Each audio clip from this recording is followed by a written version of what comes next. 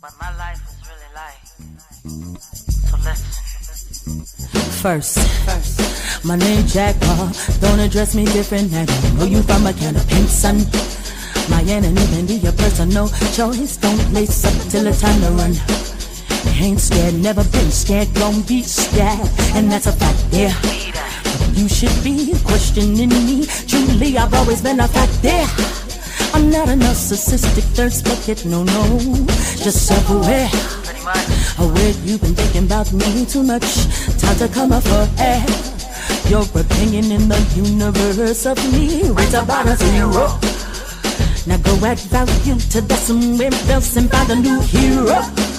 Vicarious living is death, covered up in a whole lot of coveting. This ain't church, so why you got a plate in your hand? Cause baby, I ain't offering, but you can take this 2 cents right here to the store and go and get a snack. Then sit on the curb and figure from which hand you just got smacked the turn up. You want it? Time for the turn up. Got it. Turn up. And force. Time for the turn up. Turn up.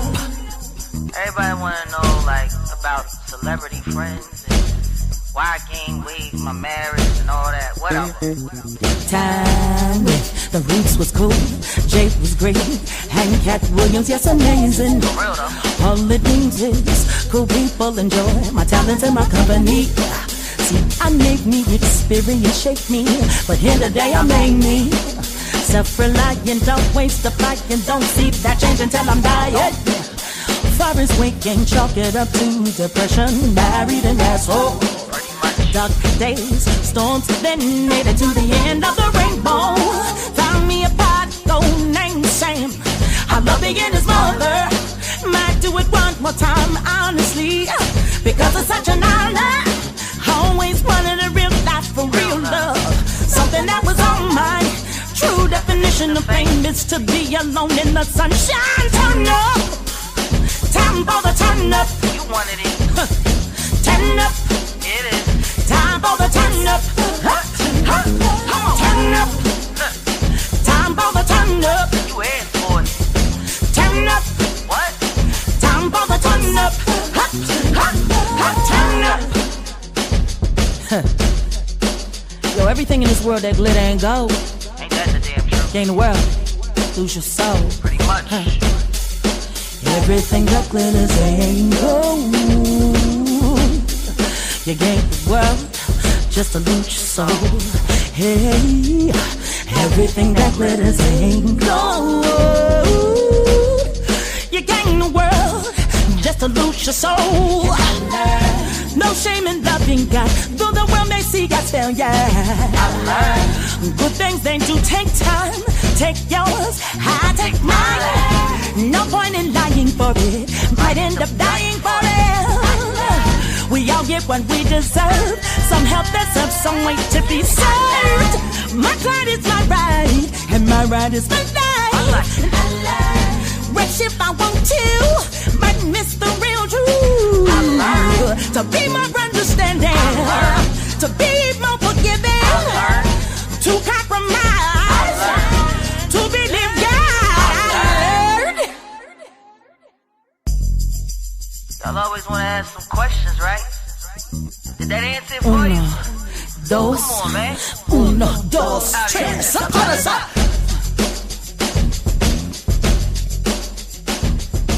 Turn up. You wanted it.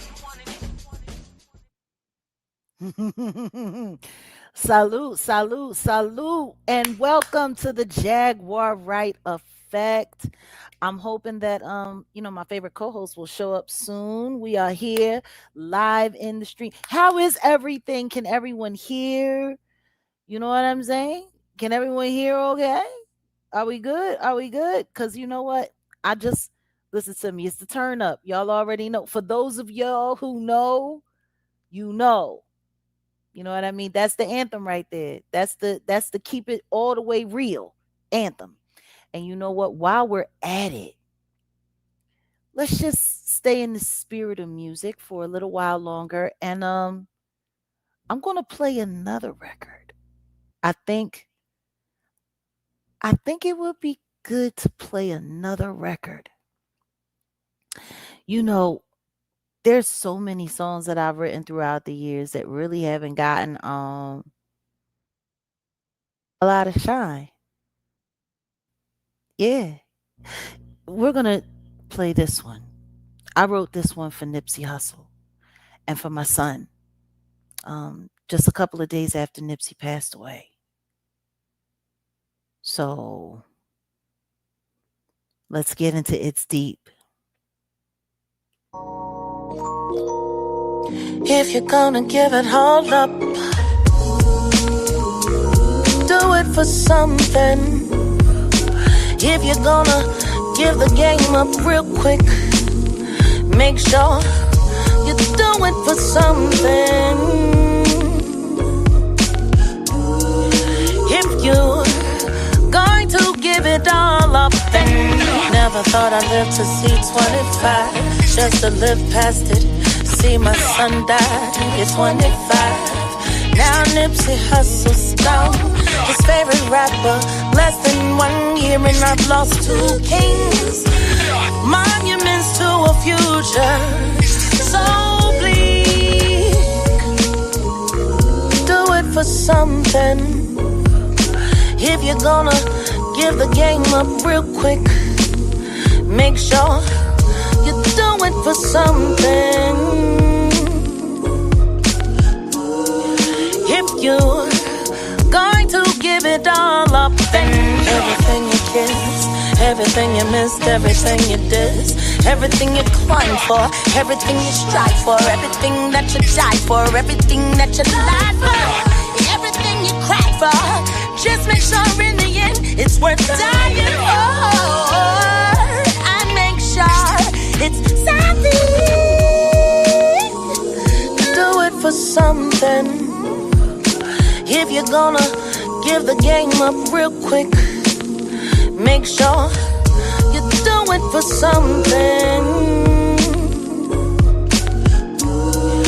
If you're going to give it all up, then don't give up. Life's too short, short enough. Don't give up. Don't give up. Life's too short to cut it short again. Talk to him, yeah. Tell him what it is. I just don't like playing with gang culture, playing with, hip-hop, things that people that change their lives, people that come from nothing, you know what I mean, use their method to empower themselves and take care of their family. Right. I get offended when people, they treat it as a disposable thing or as something that could be controlled, like, build business models around joking, playing with artists and they struggles they go through. Right. You know what I'm saying? I take offense to it.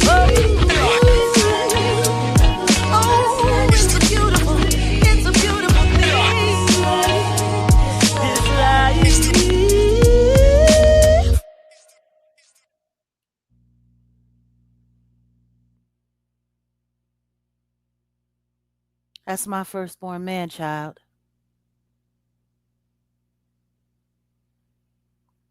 That's Jaguar Wright.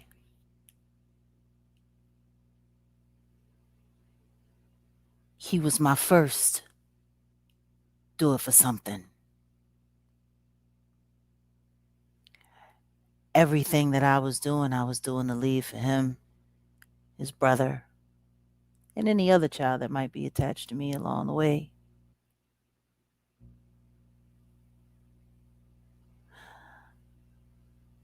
The 19-year-old boy that took his life 4 days after he turned 25 years old was attached to Yella Beezy and trying to get a Rock Nation contract.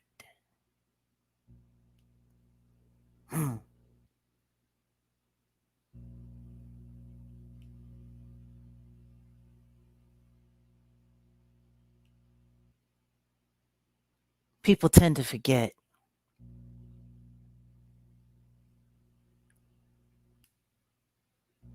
Where it all comes from for me.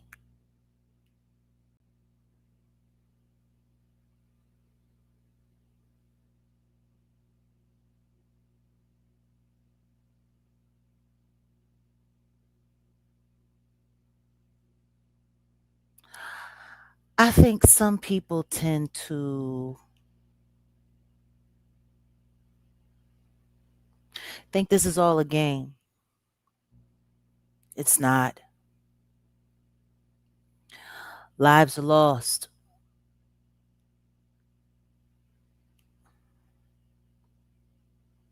A lot of lives have been lost along the way.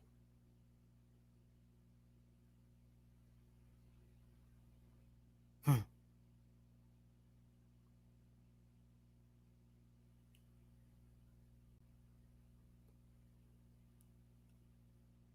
I was always wrapped around greatness.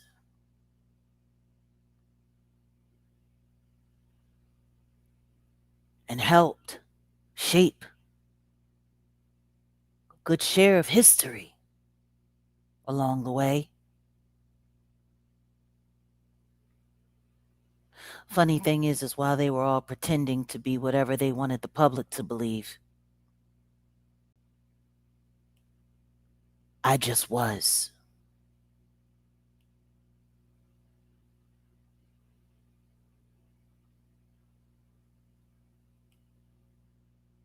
Funny thing is no matter how hard they try to replace me or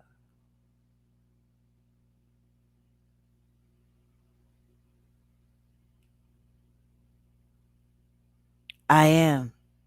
Even if I never release another record, do another tour, sing in front of another live audience ever again, even if none of that ever happens, I am history. And trust me and believe me when I tell you, this ungrateful nigga right here will never forget what and who I am.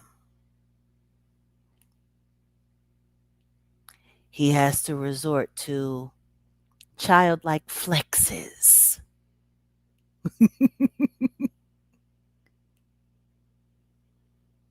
But I promise you, what I am is etched in history. It's etched in stone. I ain't got nothing to prove. I was there. I ain't got nothing to prove. Whatever there was for me to prove, I proved that a long time ago. And before we get into it, since we're in the spirit,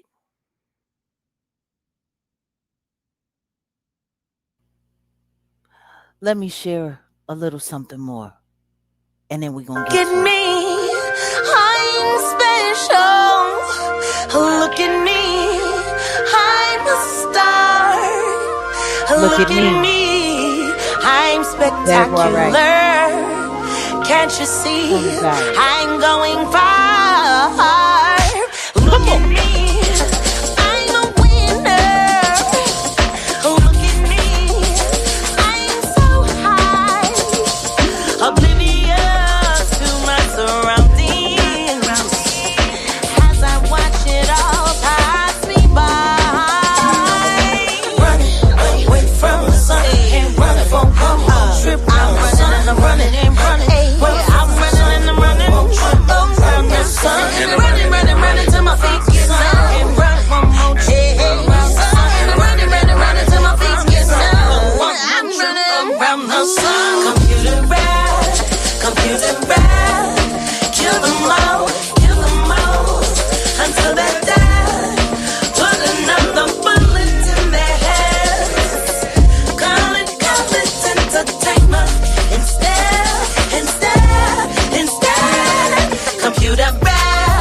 Computer rap, get them high, hang them till they're dead. Put another chemical in their heads. Call it, that's entertainment instead. Look at me, I'm famous. Look at me, I'm the shit.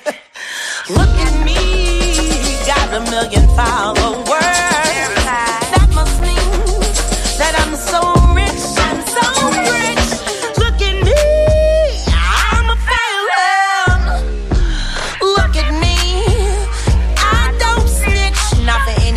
yo. Look at me, I'm a freak. Don't look away, I might be dead by next week. So run away from the sun and run for one more trip. I'm running and I'm running and running.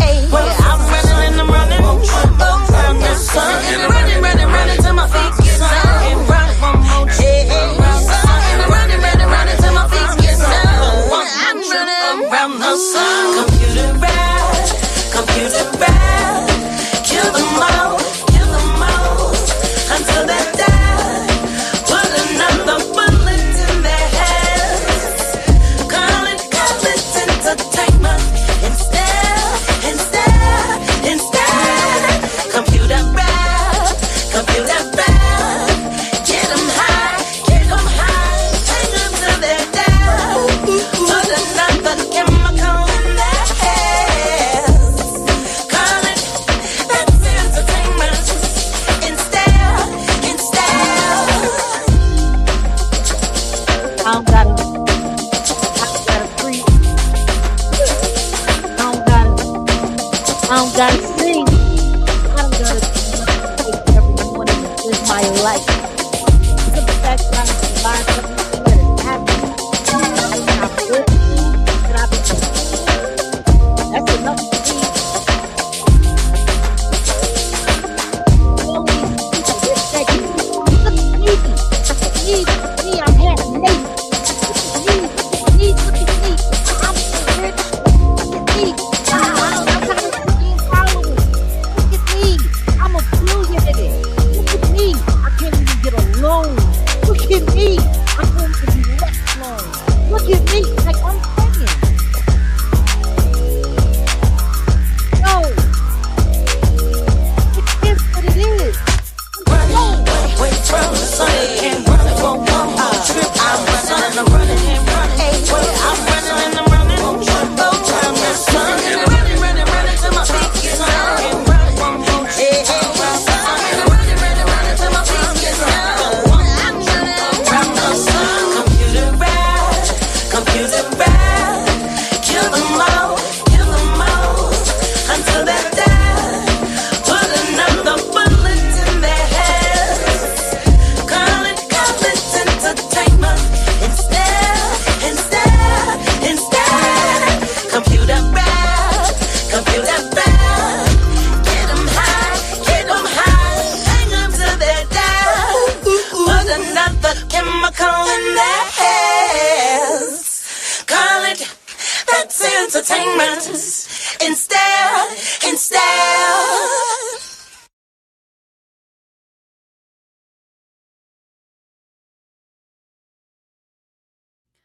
Bruh, I could go all day. I could go all day. I really could. I could go all day. I could play record after record after record. Good. If I wanted to. But I tell you what I know. I have nothing but things to be grateful for.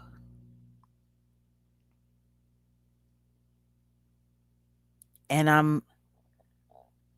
I truly am blessed in a way that most people really don't understand.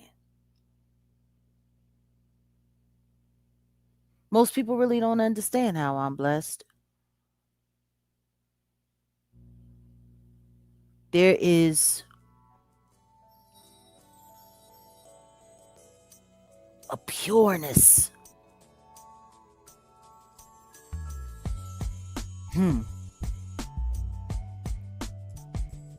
Everything that I do. I'm going to tell you something right now. There is no amount of money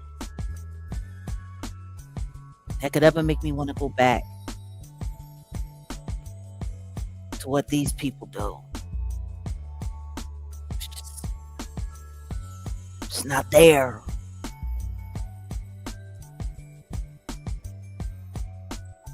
I've lost the desire. Like, to even want to stand next to these people. The music that I make, it's forever music.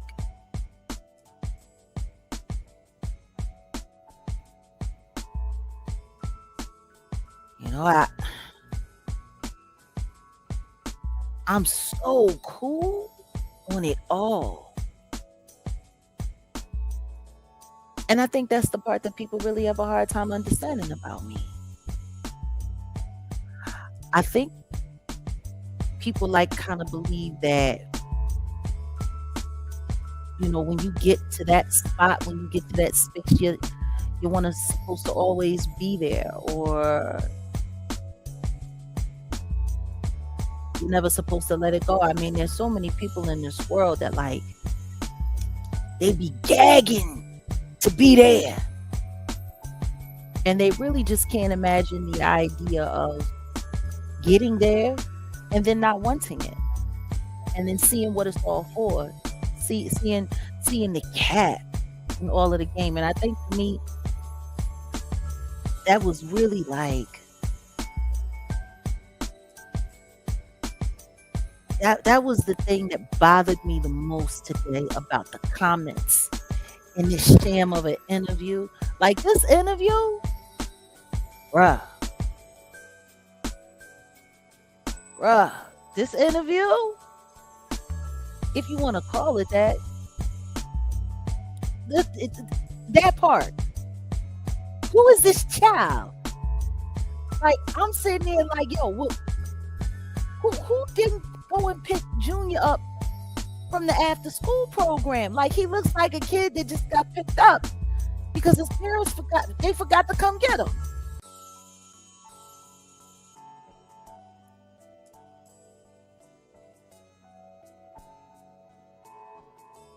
Indeed. The second that I refused to align with what they had going on, I was enemy number one. And I'm telling you right now, their biggest problem with me is that they know I don't want it.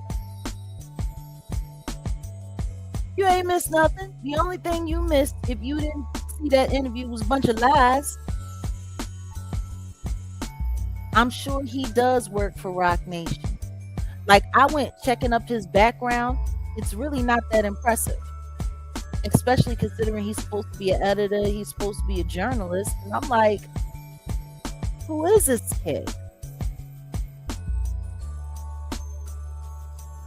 I don't think he's doing the interviews, well, doing this interview because of the concerts. From what I could see, this was recorded a little while ago. It was recorded a minute ago, and then it was just released now. Which is interesting because that would make sense considering there are certain things that was just totally, just walked over. I'm going to give the little boy who did this interview a break, because if this interview was actually recorded in January and not released until now, then yeah, that would have been that would have missed a lot of things, especially a lot of things that have been happening recently. But what bothered me more than anything was just the acknowledgement. So I'm not sure if this was filmed in January and not released until now, then I don't know if they should have released it, because it really makes it look like he's avoiding things that are very necessary for him to answer to the public. I mean, there were a couple of things though in there, like him sitting there fronting and pretending, like, cause he was fronting and pretending, like heavy fronting and pretending, like especially when he got to talking about the whole Drake and Kendrick thing, because this right here, this messes up that whole conversation. Because see, in the interview, he was sitting there fronting and pretending. Like literally fronting and pretending like he could care less. He didn't have anything to do with it. He wasn't worried about it. He wasn't doing this and he wasn't doing that. So let's just get this clear. If this interview was actually like if it was actually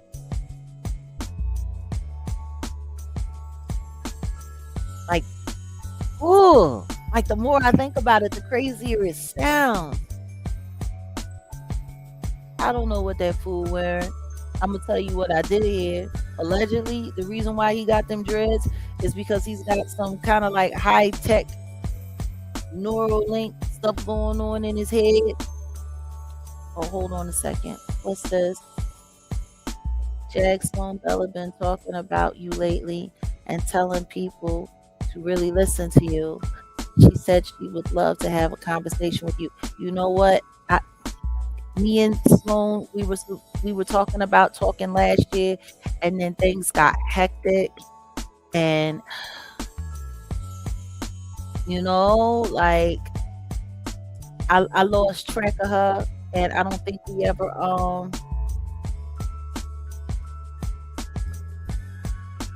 you know, I don't know. I don't know what happened. I don't know if her people ever reached out to us. I don't remember. It's been a while. There's been a lot going on. I mean, I recently spoke with Atwood, and he donated to my GoFundMe, and he posted about it. So, you know, salute to him for that. But I can't tell you much about nothing. Like I really haven't been paying attention to nobody. Like really. I'm so busy focusing on the things that I'm focusing on and looking at the things that I'm looking at and doing the things that I'm doing. Like I really I haven't really been paying attention to anybody.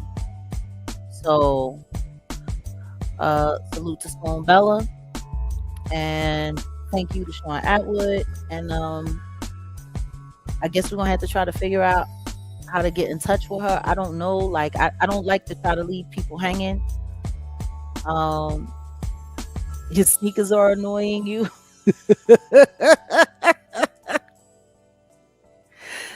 No, but I just wanted to like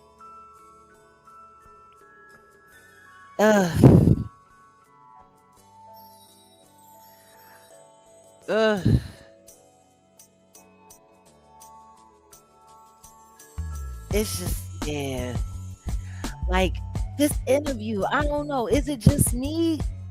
This interview really just, I guess it kind of irked my soul to a certain extent, because for me, I like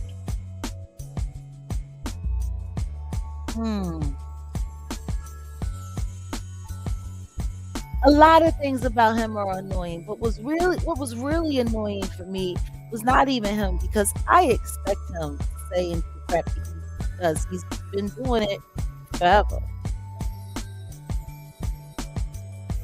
Like, child, some people never grow up.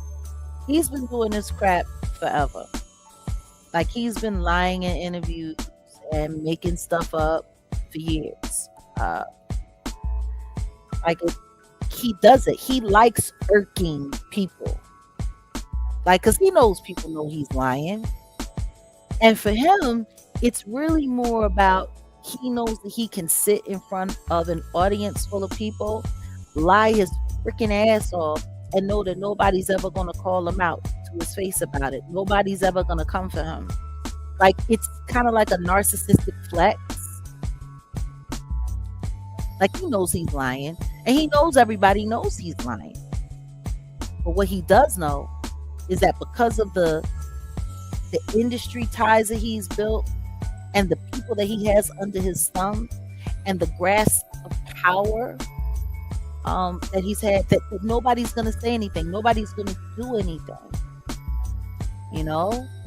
The people that he's got rocking with him and working with him, you know, they're the ones that are really moving the needle in the backdrop, and he just gets to sit there and be a figurehead and just keep lying. Like, I don't know if I would call it a Jedi mind trick, because that would like imply that there were intelligence into just knowing how to be a plant. Because the truth is if you sit there and you listen to him, he doesn't really talk that intelligently. He doesn't sound that smart. He said, "Oh, like, yeah, for sure." Like he talks like a hooded out valley girl. He really doesn't make sense with a lot of things that he says. And what really bothered me is I'm looking in the comments and people are sitting there, "Oh my God, he's dropping this gem," and he said, "You know, don't skip over that. It didn't happen to me. It happened for me." And that's a line that comes, you know, that's a quote from Eckhart Tolle, who's the one that wrote the book The Power of Now. Like, he didn't even have the decency to sit there and to credit that man for his words. And he does this all the time. He'll go and he'll read a bunch of, you know, really, really, really smart things and grab a bunch of really, really, really intelligent things, and then he'll pawn it off as his own. Like, that's the one thing that I can't stand about him. He's always been a plagiarist. He is a huge plagiarist. That's what he does. Like, it's just kind of sad. And it makes sense that he would go and do this interview with a kid who wasn't alive and probably doesn't even know how to go about checking or who to speak to verify anything real or anything that he can bounce against. Like, for instance, if this interview really was filmed in January, it was a bad look. Him sitting there trying to play off the whole, like, Drake K-Dot situation, like he wasn't heavily involved in the beef, like he wasn't, you know, attached to it in any way. Yeah, Oprah had him in the book club. Trust me, I know. Like, it makes sense for him to sit down with this kid, and 9 times out of 10, the kid, he was either you know, bullied about, you know, going along with the program. Like they said, you know, they was emailing and all of that stuff leading up to this interview. So no doubt he gave him, you know, a bunch of, you know, talking points on what he could talk about, what he can't talk about, yada yada yada. You know, the normal narcissistic game plan. And you know, or, you know, he offered him, you know, fame and fortune, working underneath Rock Nation somehow. You know, you could be the next Touré, and we'll take care of you, and we'll look out for you, and we'll make sure you get all the best jobs. And I mean, the kid is, I mean, I think he's younger than my deceased son Giovanni, because Giovanni would have been, you know, 33 this year. So it's like, you know, he's probably about 30 at max. I mean, he looks like he looks like a high school kid. He looks like he's barely a freshman. And you know who he reminded me of when I was looking at him at the beginning of the interview? I'm like, oh my God, he looks like Spike Lee's character in Do the Right Thing. He looks like Mookie. I wanted to call him Mookie, like straight up. Or is it just me? He was giving me big time Mookie vibes. Like, I was just waiting for Rosie Perez to like jump out of the way. Mookie! Like, it was kind of just, it was weird, but it was totally orchestrated. But back to what I was saying about him talking about like the Kendrick Drake beef and acting like he, you know, wasn't interested, like he wasn't invested in that. Because this was only like 3 weeks ago. This was at the top of the month, what I have here on the screen. And you know what? Let's take a look. let's take a look and see if we can pull up what Michael Eric Dyson had to say on his phone call with Jay-Z.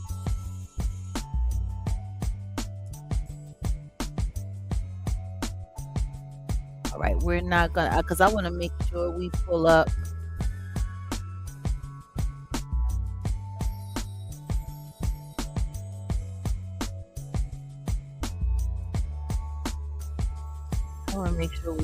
the right thing here. I don't want to get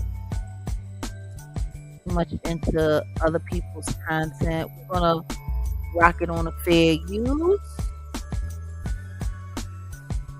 Let's see if we can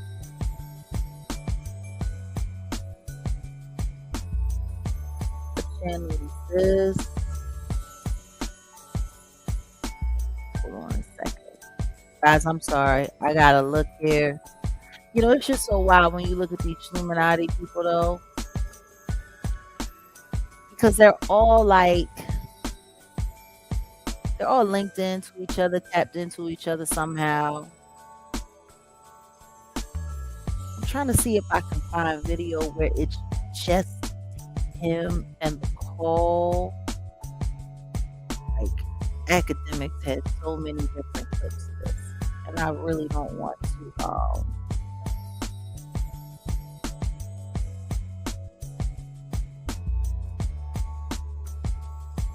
Oh my goodness. Yeah, it's gonna be hard to find because I definitely don't want to use that guy's content. I definitely don't.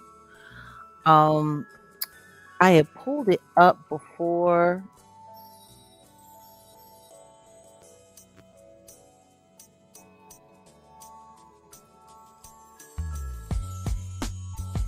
Man,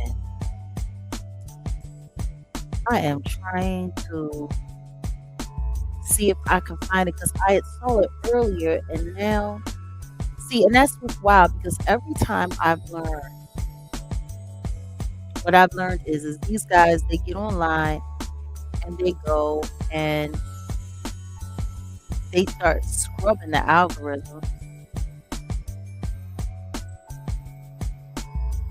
You know what? Let's hop over here to urban politics. Yeah, we'll do that. Let's just hop over here to urban politics. And it's so funny because this one don't have no views. Oh! Hold on a second. Page needs to be reloaded. All right. Hold on a second.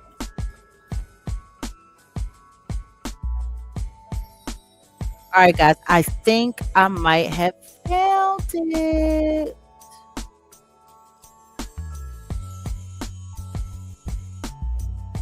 Sorry, I was prepared to look for another clip and it didn't pop up, but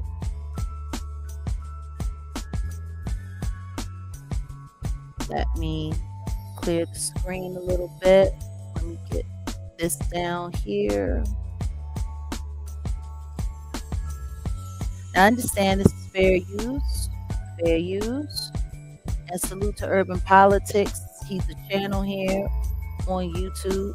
He's actually affiliated with other fellas over at Real Life. So, under the fair use, doctrinal support, commentary, and educational and critical purposes, we're going to get no thank you. We're going to get into this right quick, see what he does. That's why we remain friends, because I ain't out here blabbing. All right, hold on a second. Disagrees with me bitterly. Well, all right, hold on. Because that serious might be a bit more serious than you think. I could be wrong, still be sure. So I don't say it with the kind of arrogance that some of my interlocutors on the internet have suggested. And let me tell you something. A very dear and good friend of mine disagrees with me bitterly. Well, I won't say bitterly, just aggressively and vigorously.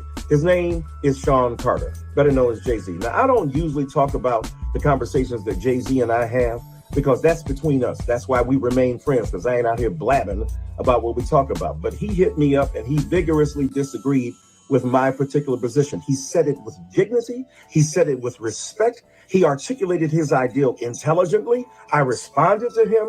We went back and forth for a minute, and I shared with him my essay, the 3,000 some word essay I wrote in the Philadelphia paper. Okay, pause. Can everybody hear this okay?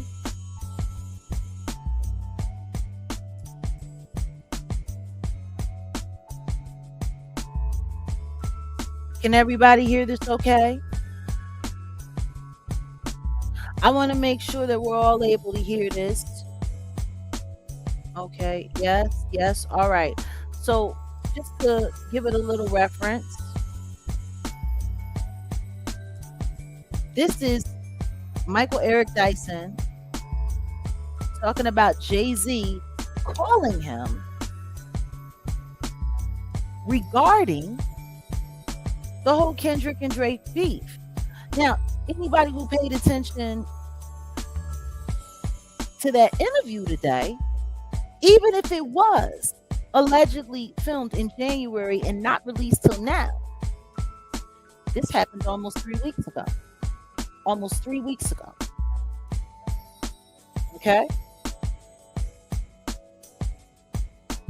Now, this is Michael Eric Dyson talking about Jay-Z calling him to go back and forth with him about the Drake and Kendrick beef. And once again, salute to Urban Politicians TV here on YouTube from Houston, Texas boy. Yeah, like I said, he's down with the real life, but here it is. Jay-Z confronts Michael E. Dyson for lying and exposing his Drake versus Kendrick text apology. Now, I don't know if I agree with the title, but let's listen. And I want y'all to remember, this happened, this interview, or I shouldn't say this interview, this admission, because don't forget, Michael Eric Dyson posted this on X. When I first saw this, it was on X. And everybody snatched it off X and started making content about it right away. Okay? So this was 2 weeks ago, almost 3 weeks ago, this actually happened. Okay? Now, mind you, that would be the beginning of March. So if this interview was actually filmed and recorded in January of this year, this would have happened at least a month and a half after that interview was done. As a scholars to show you that stuff you didn't think was that serious might be a bit more serious than you think. I could be wrong, to be sure. So I don't say it with the kind of arrogance that some of my interlocutors on the internet have suggested. And let me tell you something. A very dear and good friend of mine disagrees with me bitterly. Well, I won't say bitterly, just aggressively and vigorously. His name is Sean Carter, better known as Jay-Z. Now, I don't usually talk about the conversations that Jay-Z and I have because that's between us. That's why we remain friends, because I ain't out here blabbing about what we talk about. But he hit me up and he vigorously disagreed with my particular position. He said it with dignity. He said it with respect. He articulated his ideal intelligently. I responded to him. We went back and forth for a minute, and I shared with him my essay, the 3,000 some word essay I wrote in the Philadelphia paper, where I break down what's going on between Kendrick and Drake. And he pause.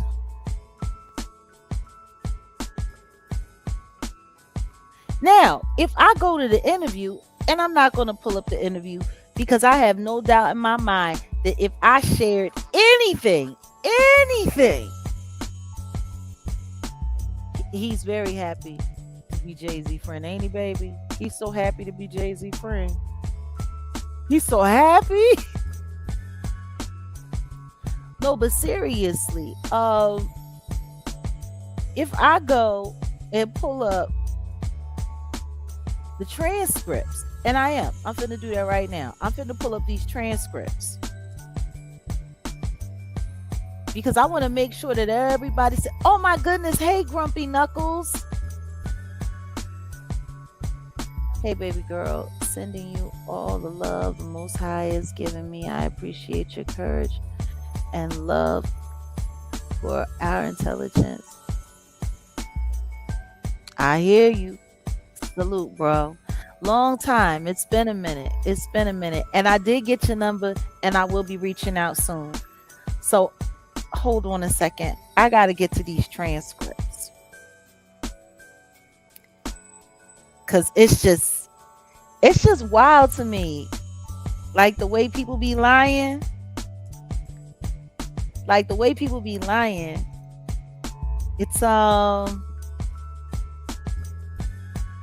It's kind of nuts. So hold on a second.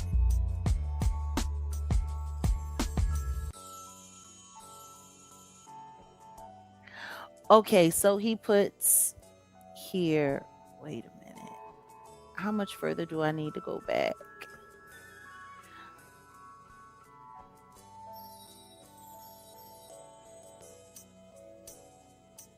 Okay, so let's just see. And now, all right, now this is a quote from the interview coming from Sean Carter. This is at the 25-minute mark. He puts, and now you have these pods of cult, the stand armies fighting. Yeah. And it's like, it's too far. It's like bringing people, kids in it. And it's like, I don't like that. You know, maybe I've grown in a space that is probably, you know, I sound like the old guy wagging the thing. But I think we can achieve the same thing as far as like sparring with music, with collaborations, more so than breaking the whole thing apart. And then the Kid Frazier says, yeah. And then it goes back to Sean Carter at the 25-minute, 30-second mark. It could stand it before because there was no social media and there was no thing. And you know, you had the battle. It was fun. And then you moved on. And the Kid Frazier says, right. And then it comes back to Sean Carter. Right now, I don't know if it could stand it with the technology that we have because it takes up so much oxygen. Now, it's like every day they're trying to take.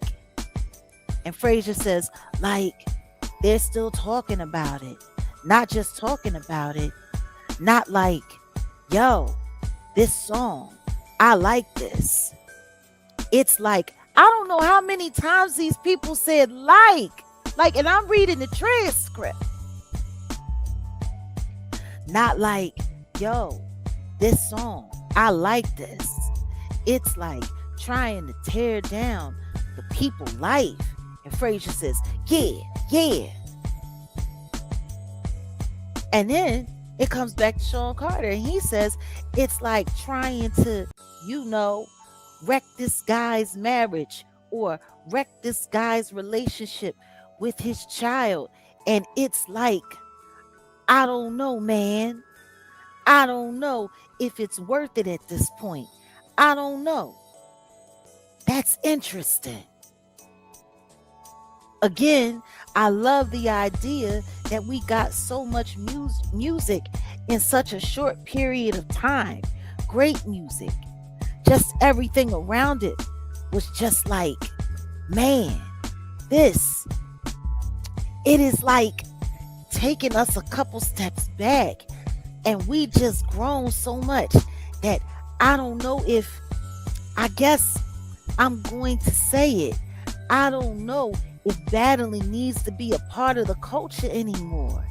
Interesting. The kid Frazier says, I hate that. I have this point of view. I do, because I know what it sounds like. I know what it feels like. I hate it. It is just how I feel about it. Well, it even kind of extended to you, right? Because people made it a personal thing that you chose Kendrick for the Super Bowl. It's like, oh man, he's choosing the side and he's putting, and he's not. Like, I don't have, what do I have to do with that? I chose the guy that was having a monster year. Okay, so this is Jay-Z talking. Like, it's so funny the way they both talking. They sound like children. This is crazy. This is the conversation being had. Hold on a second. Let me jump over here to the comments because I don't want to be ignoring anybody. Hold on a second. Man, I don't want to be ignoring anybody. Wait a minute. Fire and Glory came through. Salute Fire and Glory says, I hope all of these things happening let people know you were never lying, even though I know you don't care about them. I went down a long rabbit hole with all your videos. I love and respect your realness. Thank you so much. Fire Glory, appreciate you. And thank you.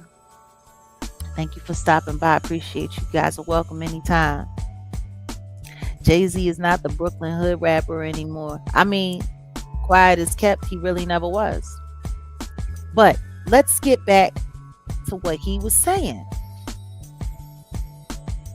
Okay? So then the kid says, well, it even kind of extended to you, right?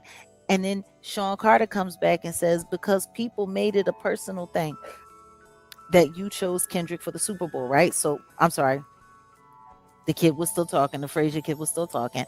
And then it comes back to the Jigga Man and he says, it's like, oh man, he's choosing the side and he's putting, and he's not. Like, I don't have, what do I have to do with that? I chose the guy that was having a monster year. I think it was the right choice, right? It wasn't in some sort of allegiance or alliance to the battle, you know. And then the kid Frazier says, yeah. What I care, here comes the Jigga Man. What I care about them two guys battling, like, what's that got to do with me? And then Frazier says, word. Like Beavis and Butthead almost. Yeah. The bunghole. This was like a straight Beavis and Butthead conversation. And then it comes back to, you know, the Jigga Man again, say, have at it, have fun. It's almost like, not on me, just by the way, that they drag everybody in there. Like, everyone's part of this conspiracy to undermine Drake, I guess. But like, what the fuck? Like, what? I'm effing Jay-Z. All due respect to him. I'm effing old dude, respectfully. And they said old dude because he was like, I'm effing HOV. I don't call him HOV. I don't. The only HOV I know is the high occupancy lane on the highways. That's it. He ain't nobody's God. He ain't never gonna be nobody's God. Okay, so this is what he's saying in this interview, right? He don't care. He doesn't have anything to do with it. None of this matters to him. This is what he's saying in this interview. So understand, please, let's not even get started with I'm a young man from the streets. Let's not, at pushing 60, we're not going to get started. Okay? That's about it. That's about it right there. He the baby, Lord and Savior. That's about it. So let's understand this. If this interview was actually, if this was actually done in January, like people are alluding to, this was all filmed and recorded in January and not released till now. That makes this Michael Eric Dyson moment like that makes this extremely telling. Oh, hold on a second. I know it was a terrible interview. I thought so too. Wait a minute. Grumpy Knuckles coming through. Salute. Says, y'all don't understand that Jag always been telling the truth. The scales need to be lifted. None of these guys have ever been smart. Chosen by Baal. Ooh, that part. That part. So I just want to make sure everybody's with me here. Okay? I'm reading from this interview that was allegedly filmed and done in January. This Michael Eric Dyson conversation happened in March. So after everything that I just read you, what did he say? What do I care? Have at it.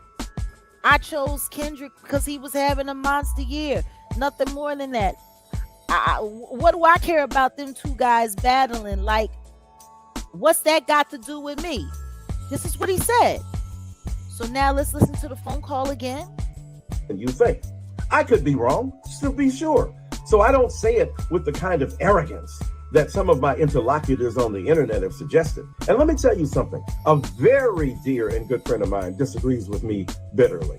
Well, I won't say bitterly, just aggressively and vigorously. His name is Sean Carter, better known as Jay-Z. Now, I don't usually talk about the conversations that Jay-Z and I have because that's between us. That's why we remain friends, because I ain't out here blabbing about what we talk about. But he hit me up and he vigorously disagreed with my particular position. He said it with dignity. He said it with respect. He articulated his ideal intelligently. I responded to him. We went back and forth for a minute, and I shared with him my essay, the 3,000 some word essay I wrote in the Philadelphia paper, where I break down what's going on between Kendrick and Drake. And he was respectful. What I love about Jay is that he's not arrogant. He's got more reason to be arrogant than anybody we talking to, including myself, on this darn internet. And yet in social media. A few moments later. I remember once when Kanye posted publicly a text exchange between us that was private. And I was hurt by that. And I'm thinking about that because I've done the same thing to Jay-Z. No, I didn't publicly post a text, but I talked about a private exchange between us that should have remained between us as it has for the last 20 some odd years. So I want to apologize to him here. Why am I doing it here and not to him directly? Because the old black people said, where you get it is where you get it. Where you messed up is where you fess up. And that's what I'm doing. What was his main disagreement? Look, first of all, it wasn't a call. It was a text. That's what we do. We text about geopolitics. We text about The Godfather and a myriad of topics. That is what our habit is. His main disagreement, when I compared Kendrick in his line, Not Like Us, to Trump in his trying to distinguish himself from others who weren't on the same level. And Jay-Z said basically that was a faulty kind of comparison. One is a rapper, the other is a far more sinister force. And he said, this is what rappers do. They look at the vulnerable. Pause. Is anybody following me? Is anybody following me? He looks stressed out of his mind giving this apology. Are y'all following me? Because I'm taking y'all for a little stroll and I'm giving you context. I'm giving you context. If they're actually correct and this interview was filmed in January, that would have been at least 6 weeks before this back and forth that he had with Michael Eric Dyson, which means he knew this interview was coming. He knew this interview was going to be made public with him sitting there fronting and acting like he ain't care nothing about the beef, like he wasn't never trying to take Drake down, like he wasn't trying to do this, like come on. Come on. Let's get to it. He knew in January that he was selling this rubbish on this big interview that was supposed to come out and whitewash everything and make it look like, oh no, I didn't do this. And the whoop de whoop de woo. And I didn't do that. And the whoop de whoop de woo. I never cared. What do I care about a bunch of rappers? All I did was try to give the culture a platform in front of a national space because these rappers, they needed it. What do I care if they're going back and forth? What do I don't care anything about that, but that's not what it sounds like here coming out of the mouth of his so-called friend, does it? Because see, Michael Eric Dyson started running his mouth about this whole situation 2.5, 3 weeks before this interview hit, which would kind of make sense at why the Jigga Man would come at his neck and make him do an about face and a turnaround and make a whole public apology. Because see, in the interview, he was sitting there pretending like he didn't care nothing about this beef. He didn't care nothing about this, but that's not what this man said. Oh, and by the way, Michael Eric Dyson, it doesn't matter if y'all had the conversation over the phone or if it only happened via text. You was in communication with the man. Now, unless you gonna sit up here and tell us, sir, that you was capping about the whole situation and that you just use your so-called friend who you say you never use for clout online. Like, unless you're going to come back and say you made that whole situation up. It doesn't matter whether or not it was over the telephone and he called you or y'all was just texting back and forth about geopolitics and all of that shit. It doesn't matter, sir. It does not change what you had to say, what you were so proud to say about you and your friend, Jigga Man. Stuff you didn't think was that serious might be a bit more serious than you think. I could be wrong, just to be sure. So I don't say it with the kind of arrogance that some of my interlocutors on the internet have suggested. And let me tell you something. A very dear and good friend of mine disagrees with me. Pause. This is what I love. He had to use my interlocutors on the internet. Like, I love it when goofy bros, when goofy black dudes, especially the ones that are supposed to be like super, like I put him in the same kind of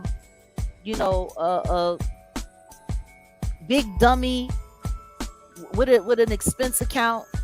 Like he reminds me of Stephen A. Smith. Like, they want to prove that they so smart that they oftentimes say things that are just really, really, really dumb. But I just want y'all to watch like the sunrise and the sunset of his whole exposing his communications with his very, very, very good friend Jay-Z. Because he was very excited. Like, as you see, he starts off very cocky. Let's just take it from the top. Rewind. Because the scholars to show you that stuff you didn't think was that serious might be a bit more serious than you think. I could be wrong, just to be sure. So I don't say it with the kind of arrogance that some of my interlocutors on the internet have suggested. And let me tell you something. A very dear and good friend of mine disagrees with me bitterly. Well, I won't say bitterly, just aggressively and vigorously. His name is Sean Carter, better known as Jay-Z. Now, I don't usually talk about the conversations that Jay-Z and I have because that's between us. That's why we remain friends, because I ain't out here blabbing about what we talk about. But he hit me up and he vigorously... But that's exactly what you just did. You was blabbing. And wait a minute. What was it he said? He said it was the way he said it. Because he started with one word in particular. And he can't blame it on alphabetizing the words that he chose. Because aggressively, I believe, came after that. I think he said bitterly. Very dear and good friend of mine disagrees with me bitterly. Well, I won't say bitterly, just aggressively and vigorously. His name is Sean Carter, better known as Jay-Z. Now, I don't usually talk about the conversations that Jay-Z and I have because that's between us. That's why we remain friends, because I ain't out here blabbing about what we talk about. But he hit me up and he vigorously disagreed with my particular position. He said it with dignity. He said it with respect. He articulated his ideal intelligently. I responded to him. We went back and forth for a minute, and I shared with him my essay, the 3,000 some word essay I wrote in the Philadelphia paper, where I break down what's going on between Kendrick and Drake. And he was respectful. What I love about Jay is that he's not arrogant, and he's got more reason to be arrogant than anybody we talking to, including myself, on this darn internet. And yet in social media. A few moments later. I remember once when Kanye posted publicly a text exchange between us that was private, and I was hurt by that. And I'm thinking about that because I've done the same thing to Jay-Z. No, I didn't publicly post a text, but I talked about a private exchange between us that should have remained between us as it has for the last 20 some odd years. So I want to apologize to him here. Why am I doing it here and not to him directly? Because the old black people said, where you get it is where you get it. Where you messed up is where you fess up. And that's what I'm doing.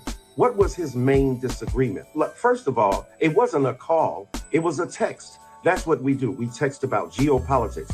We text about The Godfather and a myriad of topics. That is what our habit is. His main disagreement, when I compared Kendrick in his line, Not Like Us, to Trump in his trying to distinguish himself from others who weren't on the same level. And Jay-Z said basically that was a faulty kind of comparison. One is a rapper, the other is a far more sinister force. And he said, this is what rappers do. They look at the vulnerabilities of and insecurities of their opponent and they exploit them. Why would he know that? Because he conducted one of the most famous rap battles in the history of the art form. And so I mischaracterized him. He said, it ain't that serious. He wasn't vigorously disagreeing with me. It's not like he called me and said that. And even on the text, he literally said, it's not that serious. So I want to apologize to him. And the reason I clarified my position in the first place is because he made that distinction between Trump and Kendrick. Wow. Okay, guys, I just want to oh honey, not 3,000 word essay, 30,000 word essay. I just want to conduct a little polsy-wolsy here.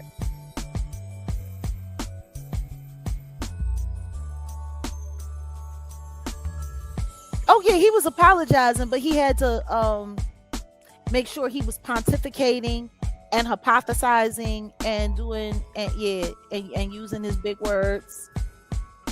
Okay.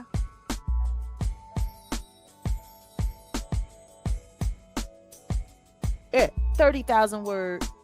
Yeah.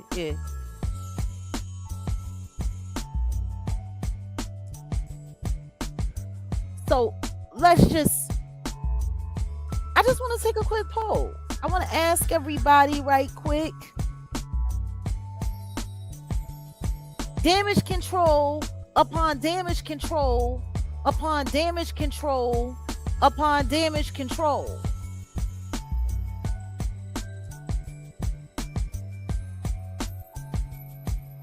Okay, I just want to be clear. Because he started out saying he bitterly disagreed, then he aggressively disagreed, and then he vigorously disagreed, and then all of a sudden it wasn't that serious, and he had to apologize because he shouldn't have done whoopty-whoopty-woo. But see, the one thing that maybe even Michael Eric Dyson didn't know, that this big GQ interview was coming. See, I think this big GQ interview was supposed to be the reset for him to be able to try to like dig his way out. And also understand this, if this interview was filmed in January, him being highlighted from what we've been researching and gathering intel on over 90 times in the Epstein files. See, last year when it first hit, it was only 2. He was only mentioned 2 times. He was in an FBI call regarding an essay that happened at Epstein Island, and Harvey Weinstein was the alleged attacker, and he was just present. And then he was talked about as how they were using his business model as a marketing plan to get the Black community to do whatever the elites wanted them to do with their energy, their time, and their dollar.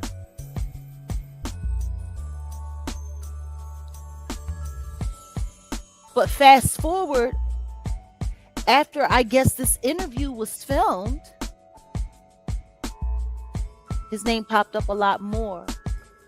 And not only did his name pop up a lot more, Rihanna's name popped up on the call logs, on Jeffrey Epstein's call logs, with more than one phone number there. And as we all know, Rihanna is a Rock Nation artist, and she was initially brought into the music industry and signed by the Jigga Man when she was 15 years old at Def Jam Records.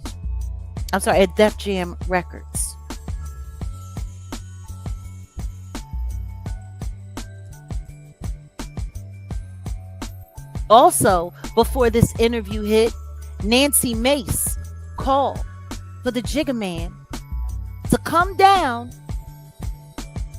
on down to Washington in front of this oversight committee and answer a few questions. And within just 3 days, Rihanna's house was pow-powed with an AR-15, and they're still lying about all of the details surrounding that.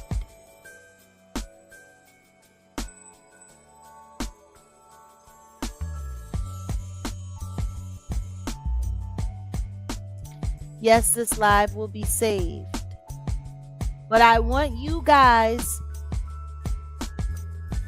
to understand what I'm saying. This interview that he was supposed to be doing with Lil Mookie from the block over there at the GQ land was supposed to be cleaning up a lot of things.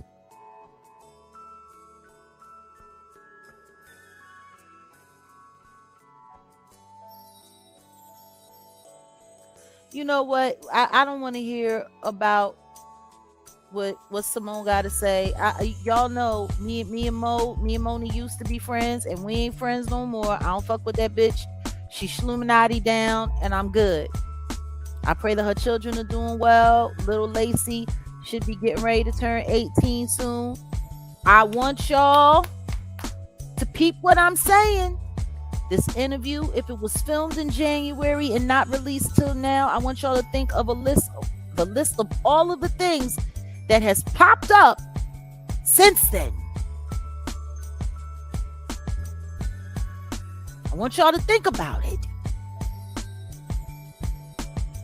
The mentions in the Epstein files, the rest of the mentions that have recently popped up.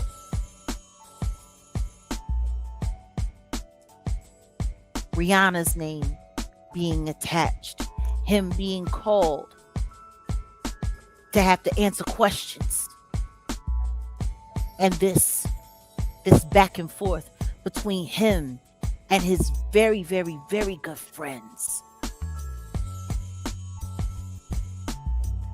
Actually, no, Tom, I don't think it's that at all. I don't think Onika had anything to do. And I want to make that very clear. I do not believe that Onika had anything to do with what happened to Riri's house. Matter of fact, I bet you dollars to donuts, in my opinion, and this is all speculatory and just my opinion, backed by my First Amendment right, and we're going to say it's alleged. But I wouldn't be surprised if Rihanna actually knew what was about to happen to her house.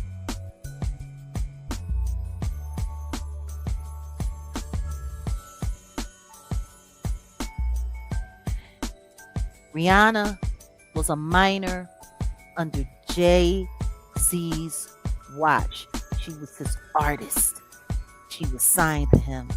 Her name was on the Epstein files. And guess what? From 2017 to 2020, she was involved with a Saudi businessman who he and his father were listed in the Epstein files. And matter of fact, when the files came out and they was talking about somebody with the initials MJ, they blamed it on Michael Jackson, but who it actually was Muhammad Jamil, father of Hassan Jamil, who was Rihanna's boyfriend. And he was also involved and had involvement with Naomi Campbell. Are y'all following me? Oh, well, Lena's, listen to me. Appreciate you all the same. Are y'all following me? I tell you what I do know. An attempt on someone's life is enough to get them out of the country. So just in case the country want to start asking questions and want to start calling people to, are y'all following me?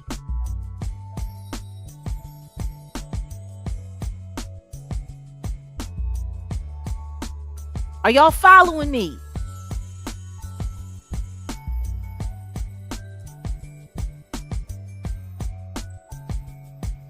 Follow me closely.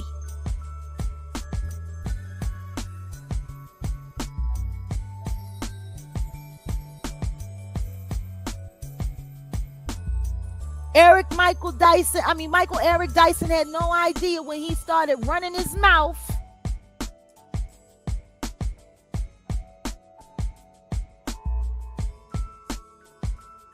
that he was messing up this interview. Now I'm going to read you one more again what the Jigga Man had to say.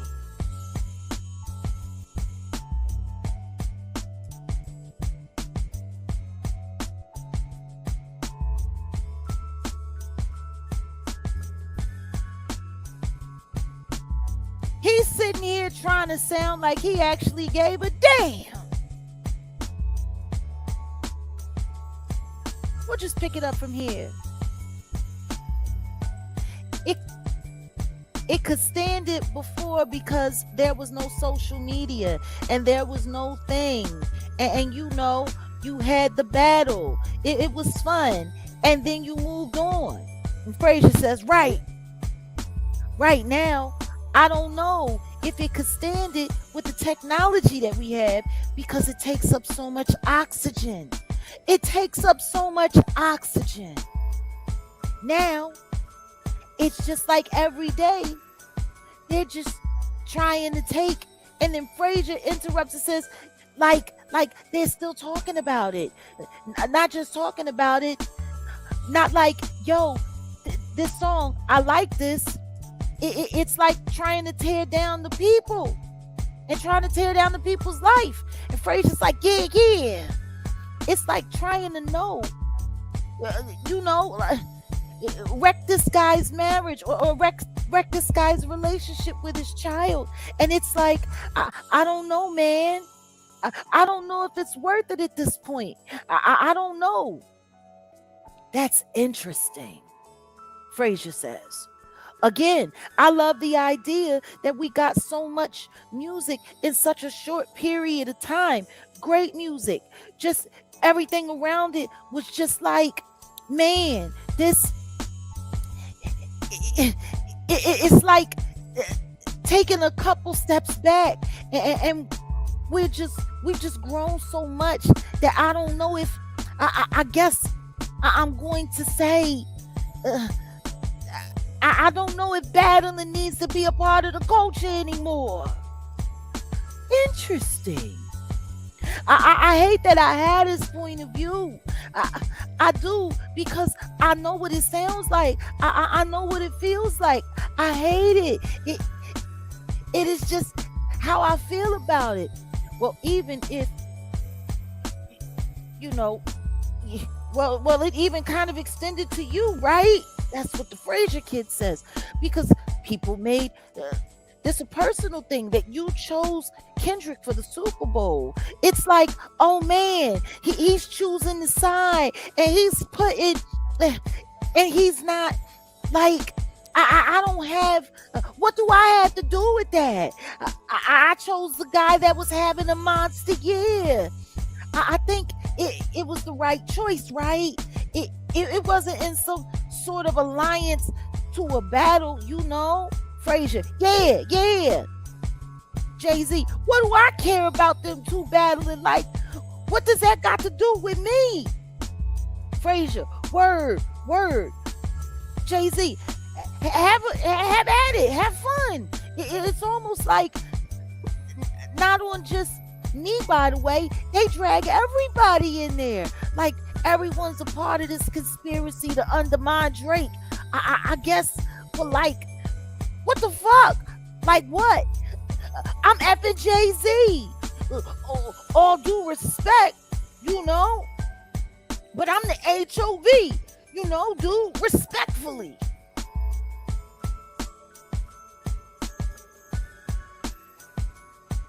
Which is interesting, because that's what he said in January. And then about 6 weeks later, he was going back and forth with his friend, his very good friend, who he texts with about geopolitics. And this is what was said. Show you that stuff you didn't think was that serious might be a bit more serious than you think. I could be wrong, still be sure. So I don't say it with the kind of arrogance that some of my interlocutors on the internet have suggested. And let me tell you something. A very dear and good friend of mine disagrees with me bitterly. Well, I won't say bitterly, just aggressively and vigorously. His name is Sean Carter, better known as Jay-Z. Now, I don't usually talk about the conversations that Jay-Z and I have, because that's between us. That's why we remain friends, because I ain't out here blabbing about what we talk about. But he hit me up and he vigorously disagreed with my particular position. He said it with dignity. He said it with respect. He articulated his ideal intelligently. I responded to him. We went back and forth for a minute, and I shared with him my essay, the 3,000 some word essay I wrote in the Philadelphia paper, where I break down what's going on between Kendrick and Drake. And he was respectful.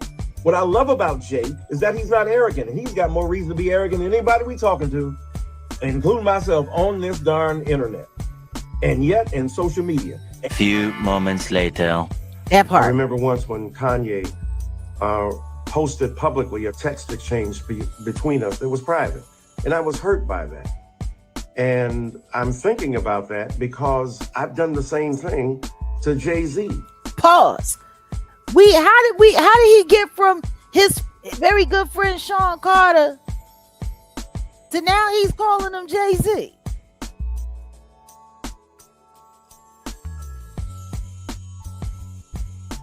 And it's wild because he's sitting there talking about Kanye. Notice what he used.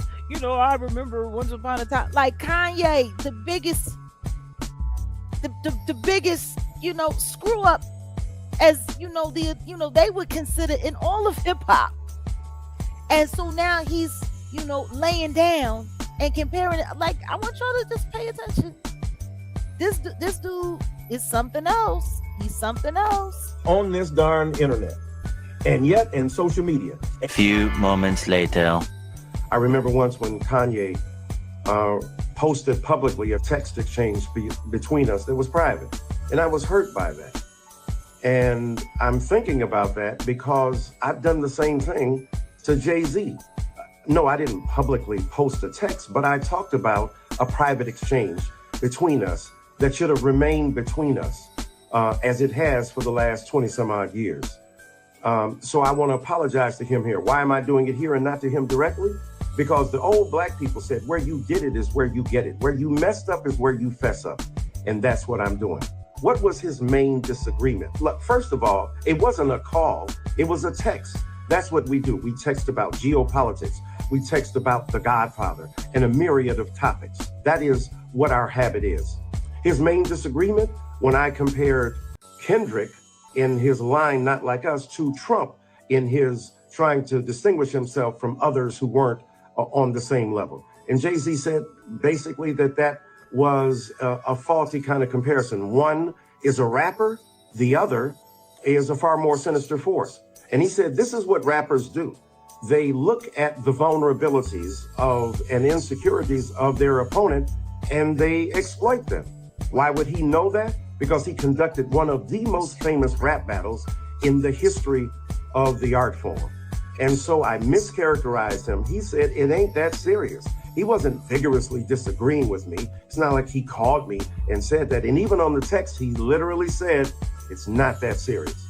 So I want to apologize to him. And the reason I clarified my position in the first place is because he made that distinction between Trump and Kendrick that I wanted to make clear that I completely understood and did not intend. So God bless you all on this morning. Rest in peace, Reverend Jesse Jackson. Jay-Z, my sincerest apologies. Much love to you, my dear brother. Yo, yo, yo. And salute to Urban Politicians TV. I don't know. Did you not? Did you not see how nervous that man looked?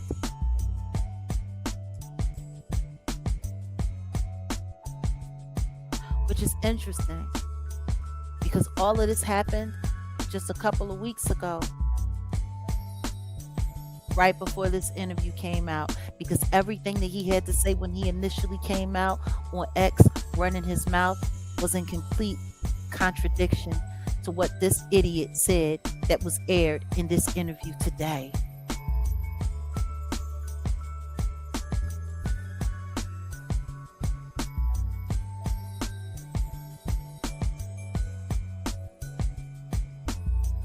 We didn't realize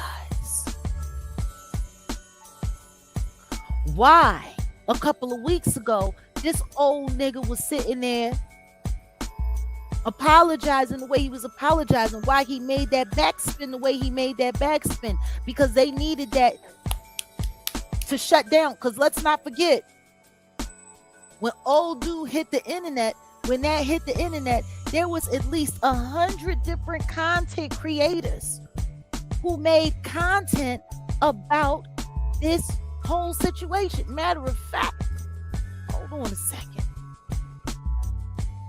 Hold on a second. Let me pull back. Let's just take a look at a few. Because as you can see, there are a gang of videos about this whole situation.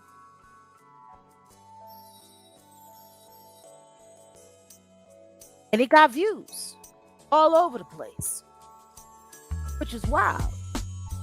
Because this video from Urban Politicians has been out for 2 weeks and it ain't got no views, which is wild. I wonder why this video that we just shared got no views. Why did it get no views?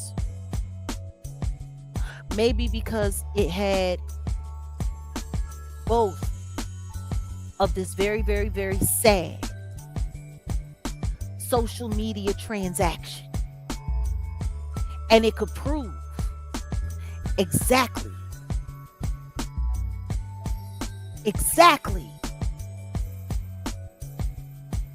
how the Jigga Man works. Of all the videos that ain't got no views, Jay-Z checks Eric Michael Dyson. Academic reacts to Michael Eric Dyson's 444 apology. Michael Eric Dyson's Not Like Us.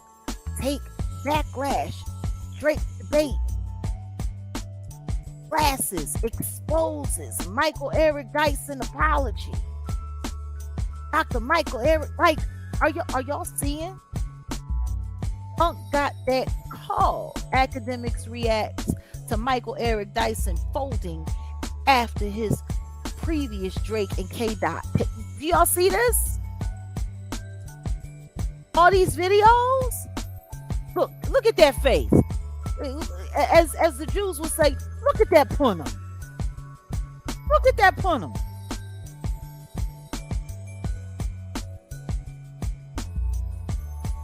You see him? Do you see him? Look at that man. That's the fear. That's the look of terror. That's straight fear.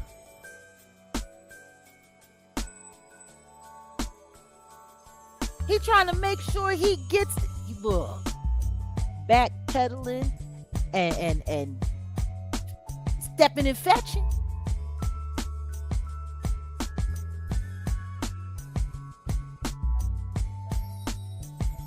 Look at how scared he was.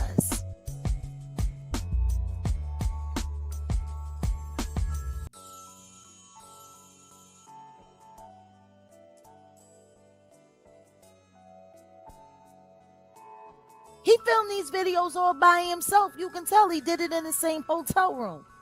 Apparently, he gets a hotel room to go and make this kind of content for the internet.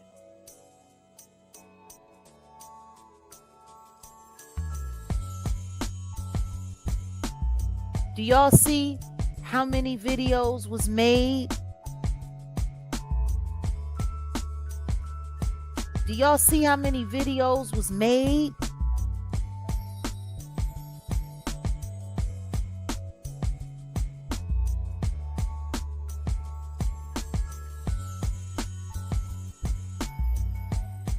Now I want y'all to think about this. Think carefully about this.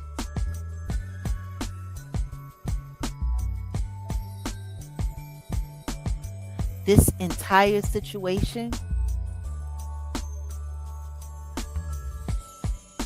totally screwed up what was coming in this interview. Matter of fact, let's take a little poll, shall we? Put a 1 in the chat if y'all think Michael Eric Dyson's bucket mouth moment about his back and forth between Key and Sean Carter. Okay, put a 1 in the chat if you think his little outburst contradicted what the Jigga Man said in this interview that was released today.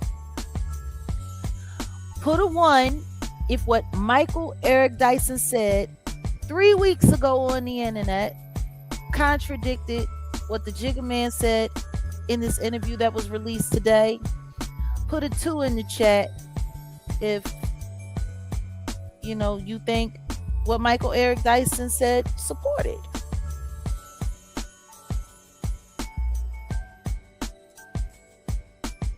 What the Jigga Man said to them. Okay, we got ones. We got ones. We won in it. We won in it. We won in it. Okay. One. One. One.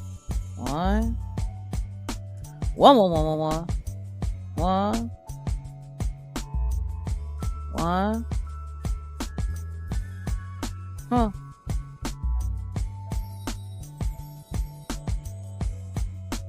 It's kind of wild because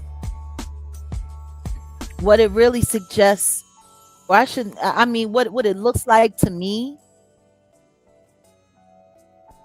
is that part of the reason why he went in his neck like this was because he was trying to salvage the damage control that this interview was supposed to be doing.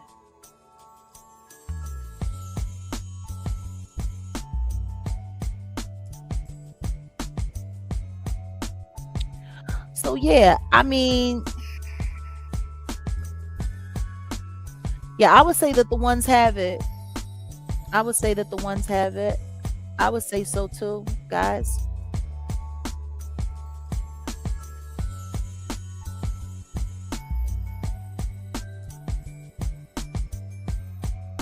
And see, that's what I love about the way that our creator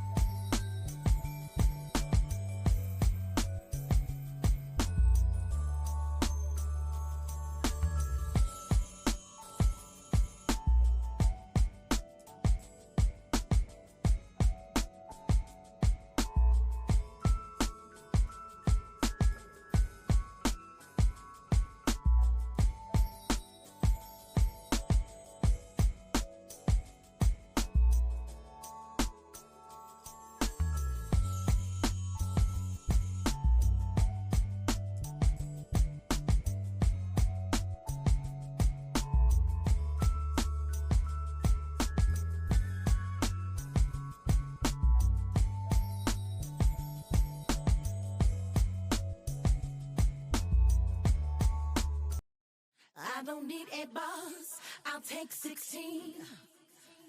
I don't need a line, I'll write the theme. I don't need a verse, I'll take the song. All I need is one mic.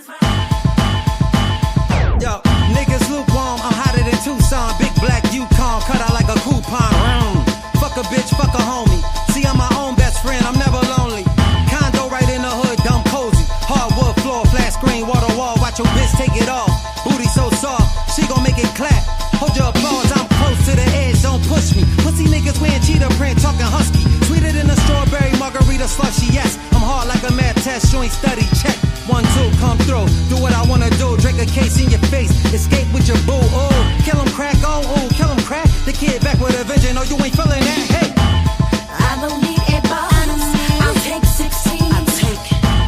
I don't need a lot, I'll write the thing. I don't need a verse, I'll take the song. All I need is one mic and we can rock it all night long.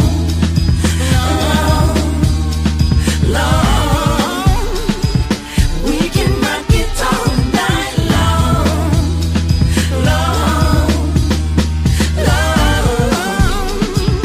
We can rock it all Minute call me the best that ever did it. Just started. I ain't finished. My character so authentic. I said it because I'm in it. Don't like it, don't give a shit. If fuck all of y'all can get it in an hour or second of Philadelphia minute. TikTok, run a clock. No, I will not stop. Your baby pop on my job, try and get some cop. Talking about where he gon' cop. Prada sneaks in a little watch. Fuck that. I need property. Wall Street stock. Dow Jones in my Nasdaq bag, and I ain't ever got to take that back. He ain't getting no chicken. I don't know about that. So don't you ever call my jack. I'm a beast. You a rat. I'm a lion. You a cat. I don't bang with y'all frauds. Ain't no hugs and no dash. I just chuck 'em, throw the pointer finger up, then the middle one. Shoot these little candy ass rappers up like Skittle gum. Jay. I don't need a boss, I'll take 16.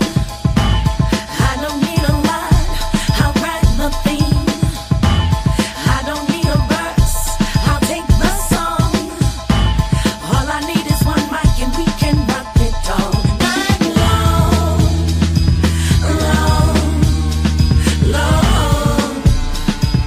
We can rock it all night long. I can't believe you guys in one room. We can rock it all. Nigga blow the exotic and go for dolo. Right now I get it iron, it's patriotic. Call me Ocho, used to move blow on the low, but everything ain't with a C note. See, on the game so-so, move with the so-side persona, send your ass a lullaby. Still drive by wave high, like a motherfucker run with government. Nigga respect my covenant. A nigga watch for the cover up. Look, I've been down too long, so one way or another I'm coming up. Right now I'm setting up, I done seen suffer. White rice and malt liquor. Cop lights and cuff niggas through it all, see my skin grew thicker. Now I'm back better than ever, you dealing with a gentleman, nigga. Here I stand, Mr. Johnson, and I put that on my cufflinks. See, I was blessed with a brain that thinks. Stay the fuck away from ships to sink. I'll take 16. I don't need a lot, I'll write the theme. I don't need a verse, I'll take the song.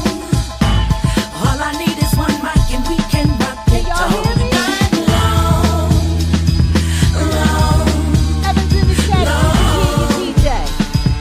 We can rock it all night long. It's Dutchy. All night long. Let go.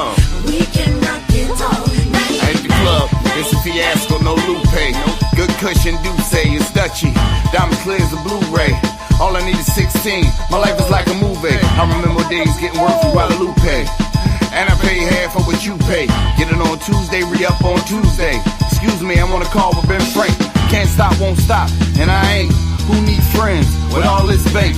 Put me in front of a lens and I'm straight. Who got flows and hooks like me? I'll wait. I still love being the shit, damn I stink. I'm hot, I got a fever, beat the love this mate.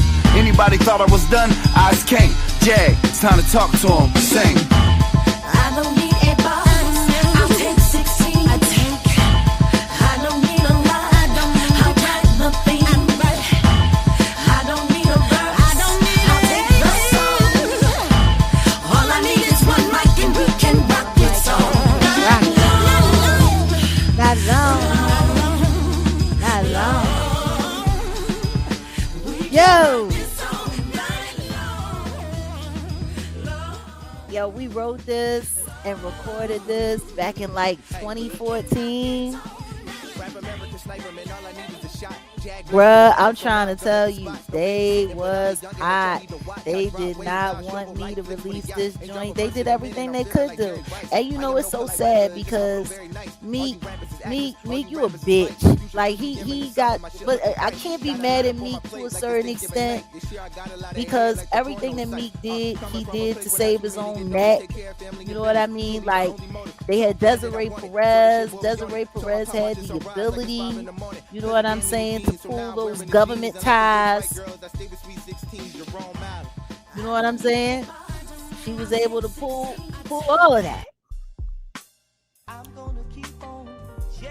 She was able to pull all of that.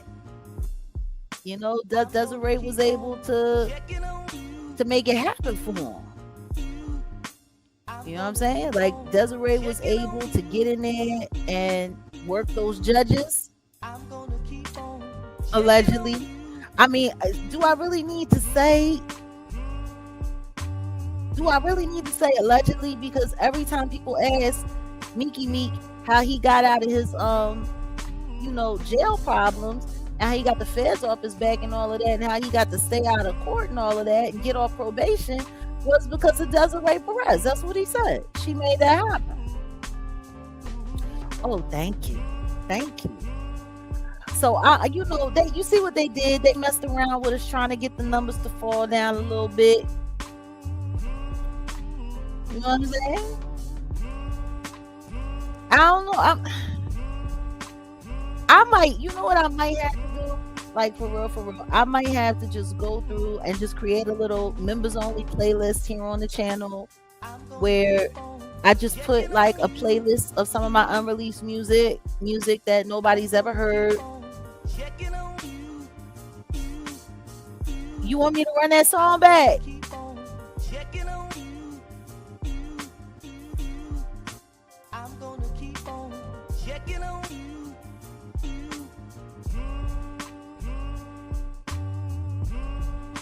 Bruh, then if that's the case, then you already know. Ain't a studio that I went to that I ain't tore apart. It is what it is.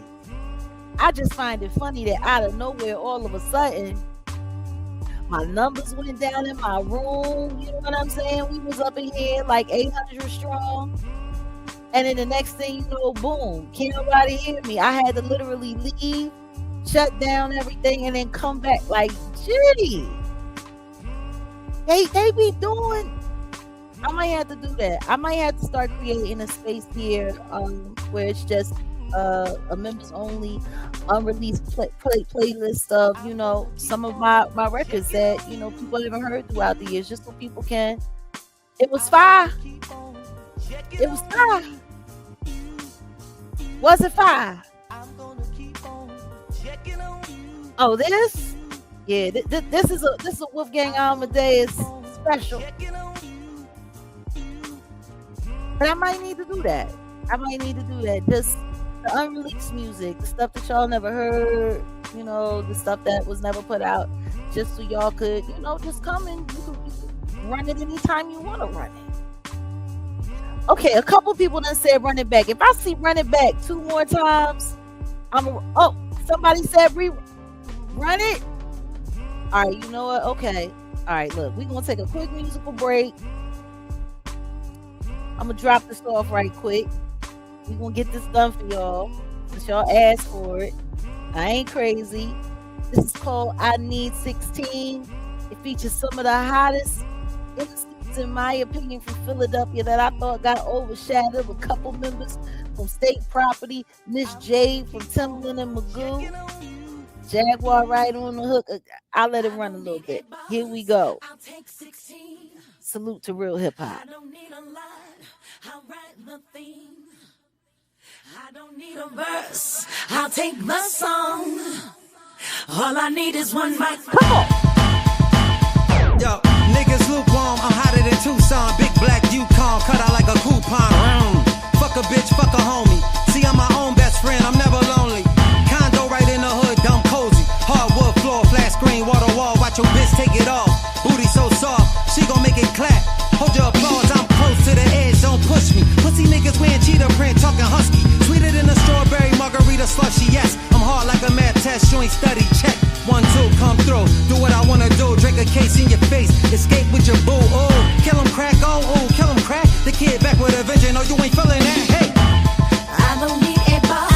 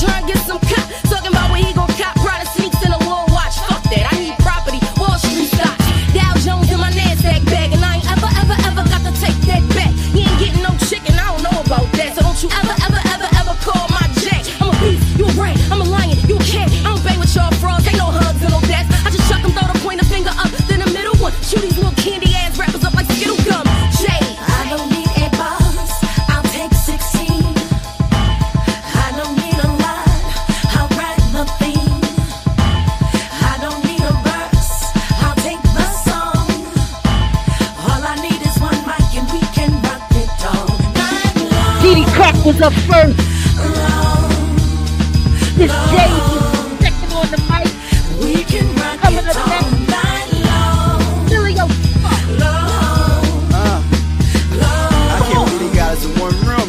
We can rock it all Nigga blow the exotic and go for dolo. Right now I get it iron, it's patriotic. Call me Ocho, used to move blow on the low, but everything ain't what it seem though. See on the game so-so, move with the so-side persona. Send your ass a lullaby, still drive by wave high. Like a motherfucker run with government, nigga respect my covenant. A nigga watch for the cover up. Look, I've been down too long, so one way or another I'm coming up. Right now I'm setting up, I done seen suffer. White rice and malt liquor.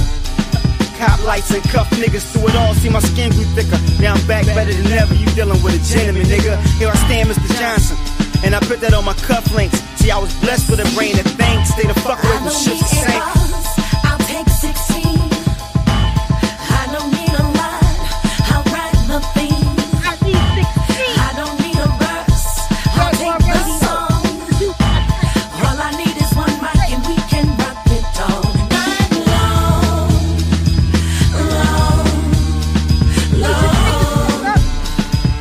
We can rock it all night long. Dutchy. All night long. Let go. We can rock it all night. At the club, it's a fiasco, no Lupe. Good cushion, do say it's Dutchy. Diamond clear as a Blu-ray. All I need is 16. My life is like a movie. I remember days getting work from Guadalupe. And I pay half of what you pay. Get it on Tuesday, re-up on Tuesday. Excuse me, I'm on a call with Ben Frank. Can't stop, won't stop, and I ain't. Who need friends with all this bank? Put me in front of a lens and I'm straight. Who got flows and hooks like me? I'll wait. I still love being the shit, damn I stink. I'm hot, I got a fever, Peter love this me. Anybody thought I was done? Eyes can't. Jag, it's time to talk to him. Sing. I don't need a boss, I'll take 16. I don't need a line, I'll write the theme. I don't need a verse, I'll take the song. All I need is one mic and we can rock it all night long. We can rock this all night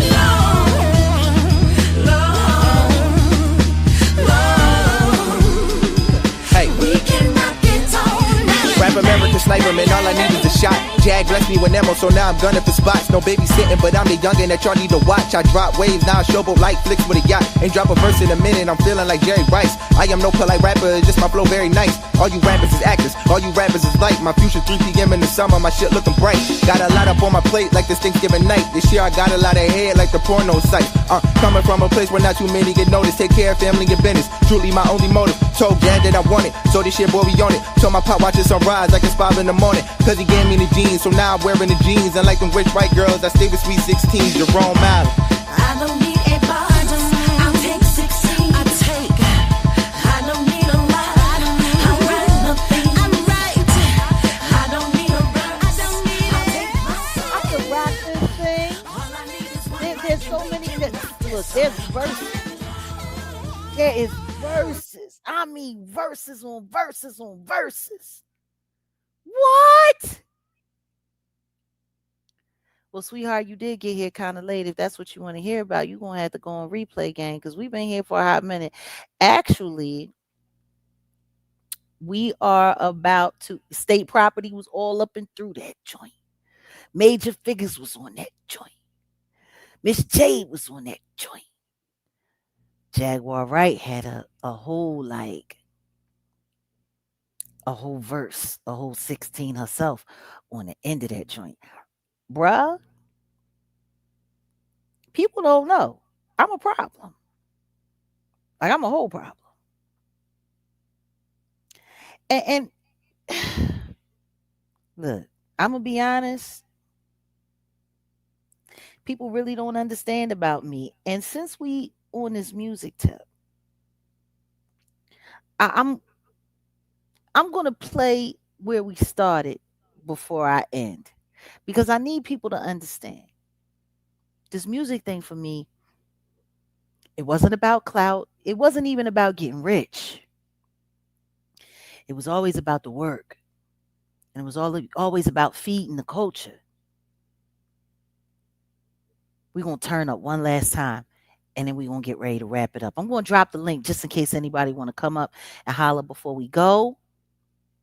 But yeah, it's time for the turn up. Wait a minute. Wait a minute. Wait a minute. Wait a minute. Wait a minute. Hold on. Man, I tell you, I got too much going on in this studio. What my life is really like. So listen. First, my name Jaguar. Don't address me different. I don't know you from a can of paint. Turn up. My enemy can be a personal choice. Don't lace up till it's time to run. Ain't scared, never been scared, gon' be scared. And that's a fact, yeah. You should be questioning me. Truly, I've always been a fact, yeah. I'm not a narcissistic thirst bucket, no. Just self-aware. Aware you've been thinking about me too much. Time to come up for air. Your opinion in the universe of me rates about a 0. Now go add value to that somewhere else and find a new hero. Vicarious living is death, covered up in a whole lot of coveting. This ain't church, so why you got a plate in your hand? Cause baby I ain't offering, but you can take this 2 cents right here to the store and go and get a snack. Then sit on the curb and figure from which hand you just got snack to turn up. You want it? Time for the turn up. Got it. Turn up. Ass boy. Time for the turn up. Turn up. Everybody wanna know like about celebrity friends and why I gained weight, my marriage and all that. What else? Time with the Roots was cool, Jake was great, and Cat Williams, yes, amazing. For real though. All it means is cool people enjoy my talents and my company. See, I make me experience, shape me, but here today I made me self-reliant, don't waste the fight, and don't see that change until I'm dying. Forest waking, chalk it up to depression, married an asshole. Dark days, storms, then made it to the end of the rainbow. Found me a pot, gold named Sam. I love being his mother. Might do it one more time, honestly, because it's such an honor. Always wanted a real life for real love, something that was on my true definition of fame is to be alone in the sunshine. Turn up. Time for the turn up. You wanted it. Turn up. It is. Time for the turn up. Turn up. Time for the turn up. You asked for it. Turn up. What? Time for the turn up. Turn up. Yo, everything in this world that glitter ain't gold. Ain't that the damn truth? Gain the world, lose your soul. Pretty much. Everything that glitters ain't gold. You gain the world just to lose your soul. Hey, everything that glitters ain't gold. You gain the world just to lose your soul. No shame in loving God, though the world may see us failure. Good things they do take time. Take yours, I take mine. No point in lying for it. Might end up dying for it. We all get what we deserve. Some help deserves some way to be served. My pride is my right, and my right is my life. Rich if I want to, might miss the real truth. To be more understanding, to be more forgiving, to compromise, to believe God. Y'all always want to ask some questions, right? Did that answer it for you? Dos, come on, man. Uno, dos, tres, up.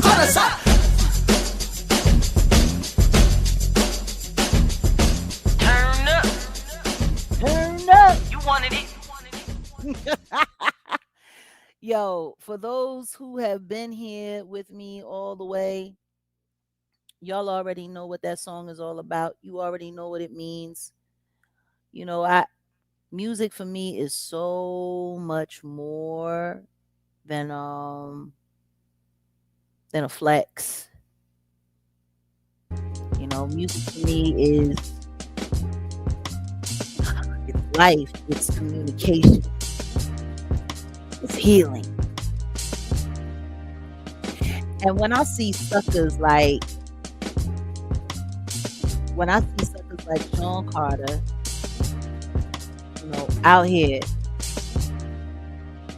just making a mockery of something as important as music, selling his lies, selling his bullcrap, all of the money that's spent in the campaigns around him to keep people doing the things that he, talking about, all the stuff that we don't talk about. Like, it's kind of wild to me.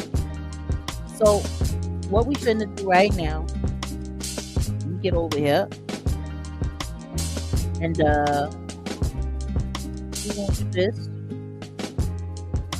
I'm gonna drop this link right quick, just in case anybody wants to come up and just say a few words, or even if you have a comment about what we went through tonight, what we learned about tonight.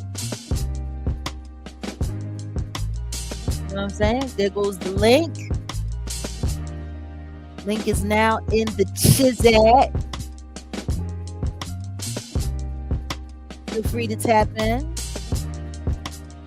Oh yeah, this track, I can't wait to really just get off on this joint. Ooh.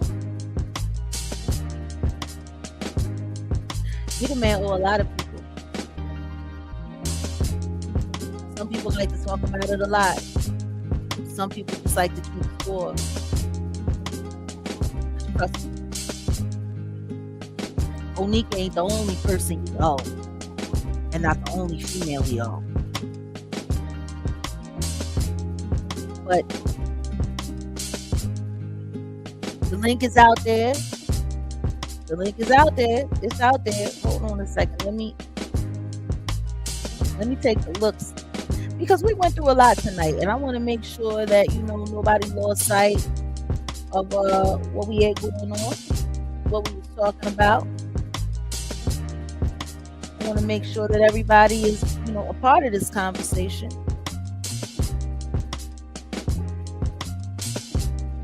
If anybody has anything that they want to offer, anything that they'd like to say, I don't have a problem with communicating. Okay, we got somebody up here, somebody at the back door. Hey, Jay. Welcome, ZJ. Welcome to the court. All the way from Mississippi. I just want to let you know that I have been listening to you, supporting you, trying to spread your word down here in Mississippi. We might not be, yes. I haven't been down Mississippi in a minute. How far are you from Jackson? 2 hours. Okay. All right. So you're not that far off I-20 way? Not at all. I just want to commend you on being so brave, because no matter if it's speaking against the industry, just speaking positive and speaking the truth, so many people don't want to hear it. Whether it's your truth, whether it's God's truth, people don't want to hear it. And I just want to say that I just want you to be safe and keep doing what you're doing. Well, I appreciate you. Thank you for that. Shout out to our sister from Mississippi. Also, one more thing I wanted to say, Jay. Yeah. I had no idea who you were. Like I said, I am so young. So you would have grew up around my parents. Around my parents' age. So I learned about you maybe about 2-3 years ago. And I just want to say that you changed the way that I look at things. You said if we had to do everything the right way, we would go back to as toddlers and learn everything again. When I say that changed my life, that changed my life. Because we have been lied to so much. Yeah. I appreciate you, sister. Well, tell your parents you did an awesome job raising a smart woman. Thank you. And I'm glad that I got to be a part of your journey. Thank you for accepting me in and letting me be a part of your journey. Easy. Can't know, but everybody can see me. Oh, they can't see your face. You cam I down. put myself in one time. Hey, everybody. Oh, look at that beautiful face. Thank you. Awesome. Oh, thanks, lady. Yo, shout out to D-Tay, Mississippi Strong up in the building, hot water cornbread. I'm telling you. Yes. Thanks for having me, Jay. Absolutely, lady. Take care. Okay, we got somebody else in the back. Oh, you don't know how? Oh, there you go. We got somebody else in the back. I don't know if you want to be cammed up, but you're more than welcome to stay cammed up if you like. We got Brother Gregory Young in the house. What's going on, Brother Greg? Hey, how you doing, sister? Just, doing what we doing. How you doing, sister? Talking with the people. How you doing tonight? I'm blessed. And I want to say I definitely commend you for being honest. And as you being honest, this is real powerful what you're doing. And I want to keep you in my prayers. And also, you're welcome to join my channel, Godly Man G. Okay. All right. Well, I'm going to make sure that I keep that on deck, and we look at that Godly Man G. I'm going to make sure that if you on like YouTube. On YouTube. Okay. And much love to everybody. Oh, thank you. Thank you for coming through and spreading that good love and that good word. Ladies and gentlemen, let's make sure that we all keep Gregory on our algorithm deck. Godly Man G it is. Yes, because I want to get the good news around the world about how good God is, exposing Hollywood. Amen. Amen. Well, then we need to show up for that. We definitely need to show up for that. All right, brother. Was there anything else you'd like to share with us? And what do you think about Jay-Z's interview? What do I think about it? Oh, yeah. I mean, I'm gonna be talking about it more in depth very shortly, because I'm gonna be sitting down with the brothers on the blue couch. We got a couple of things to discuss regarding that interview. What I will say is hogwash. And, part of what we went through, what's going on, LP in the building. Part of what we went over tonight. We're probably gonna have to go back and check replay gang if you showed up late. But we were just, I pulled out one of the lives. Okay. And I love your music. Your music is wonderful and beautiful. It touches my heart every time. Thank you so much. Appreciate you for that. Real talk. Yeah, I don't know why Jay-Z got rid of you. That was wrong. Well, the truth is he didn't get rid of me. I left. Oh, you did? Okay. Sorry about that. No. When I saw where it was going, there was no way I could be a part of it. All I wanted to do was just be able to be an independent artist. Let them go their way, and I go my way.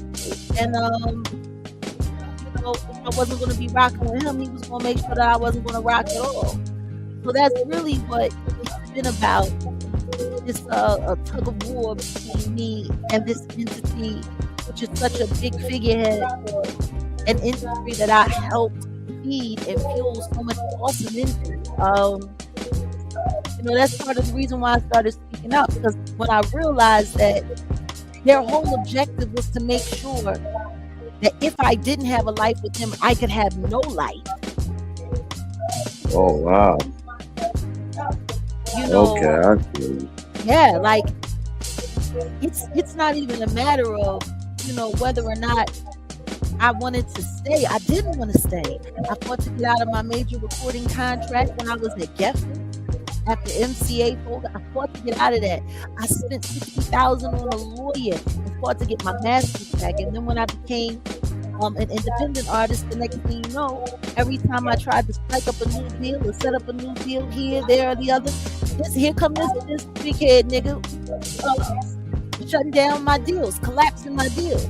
And as his power grew, it became harder and harder for me to fight in spaces where people would continue to work with me because he would always, threaten to cut their water off if they worked with me. And then that's when I started looking for other ways to direct the consumer. And as the internet started to grow, and I started to grow my persona online, and I started to build a following, they started realizing, she can eat. And that's when they started attacking me, and then that's when they started sending people into my life. And then, my family got challenged, and the next thing you know, they started working with my ex-husband. They had cases put on me, started having me arrested. I was forced to go to jail, fight to get my innocence back. They just kept putting cases off. Like, it's crazy, the shit that they done. That's part of the reason why when Moray Hadley, Desiree Perez's daughter came forward, that's part of the reason why I, in turn, decided to go for her story and share her story because I knew she wasn't lying. I knew she was We got Grumpy Knuckles in the building. Here with me. What's up? Peace. How y'all doing? Hey, what's up? Yeah. Hey, man, shout out. It went nuts. And then the next thing you know, when they realized they weren't going to be able to stop me, my son was taken from me. Wow, that's deep. He was taken by a young man that was busy trying to prove his worthiness to Rock Nation and trying to get a Rock Nation contract. My son actually turned Rock Nation down. I thought the industry was all about opportunities. Oh, no.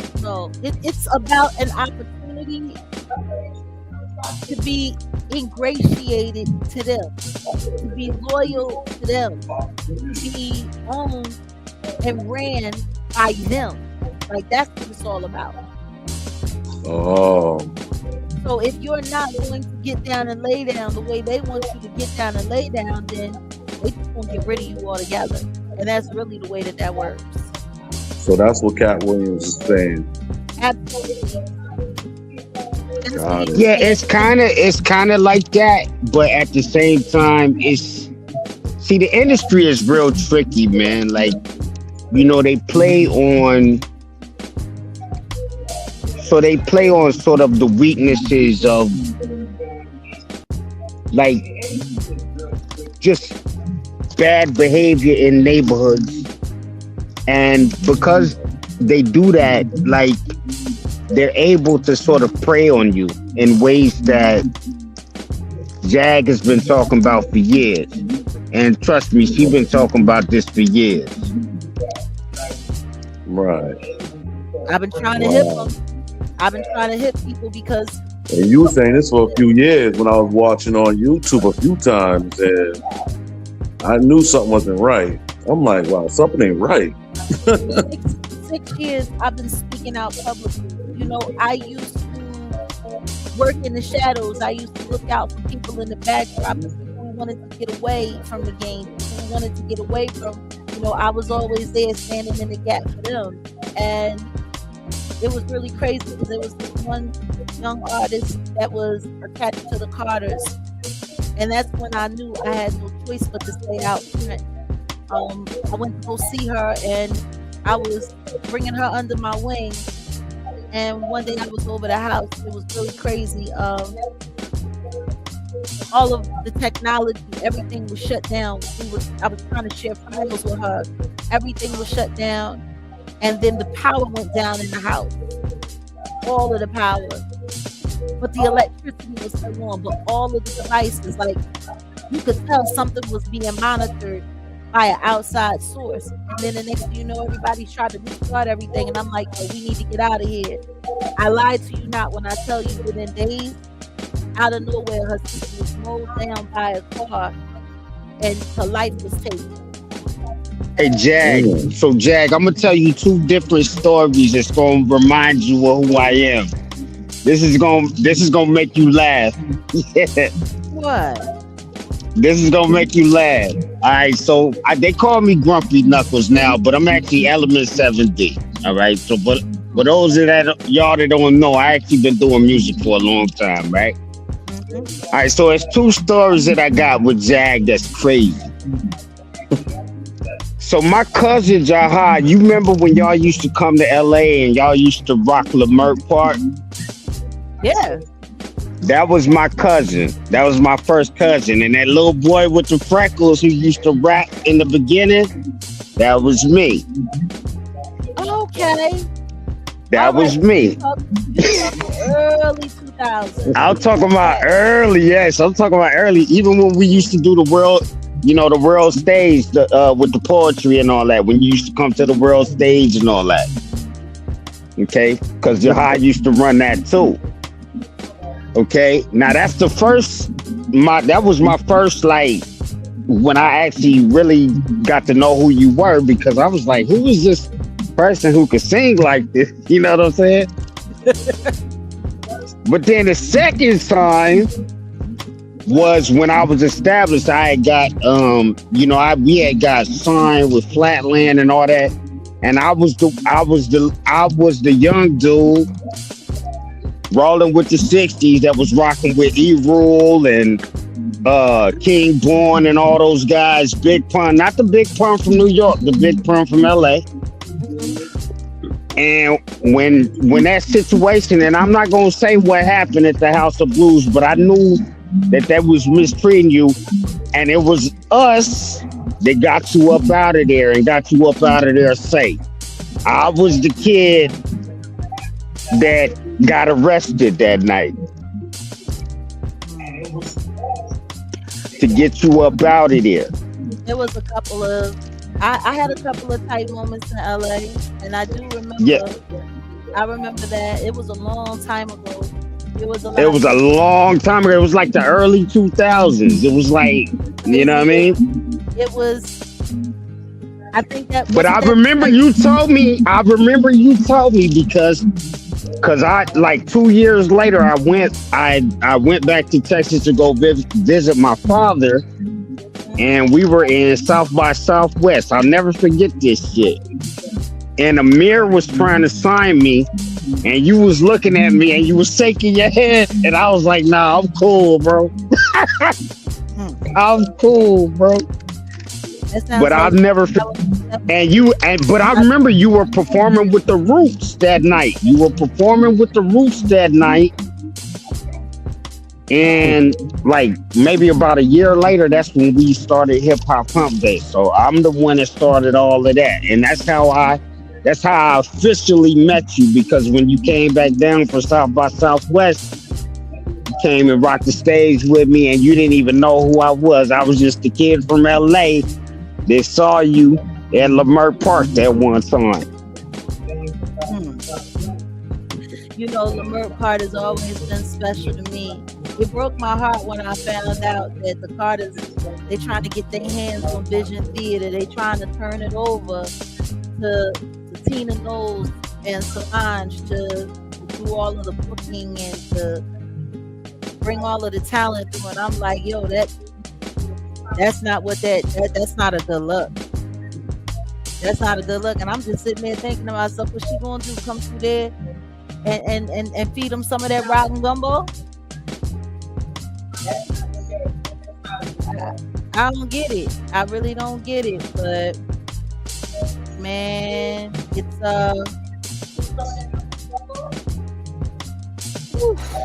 I tell you, yeah, it's been a lot of years.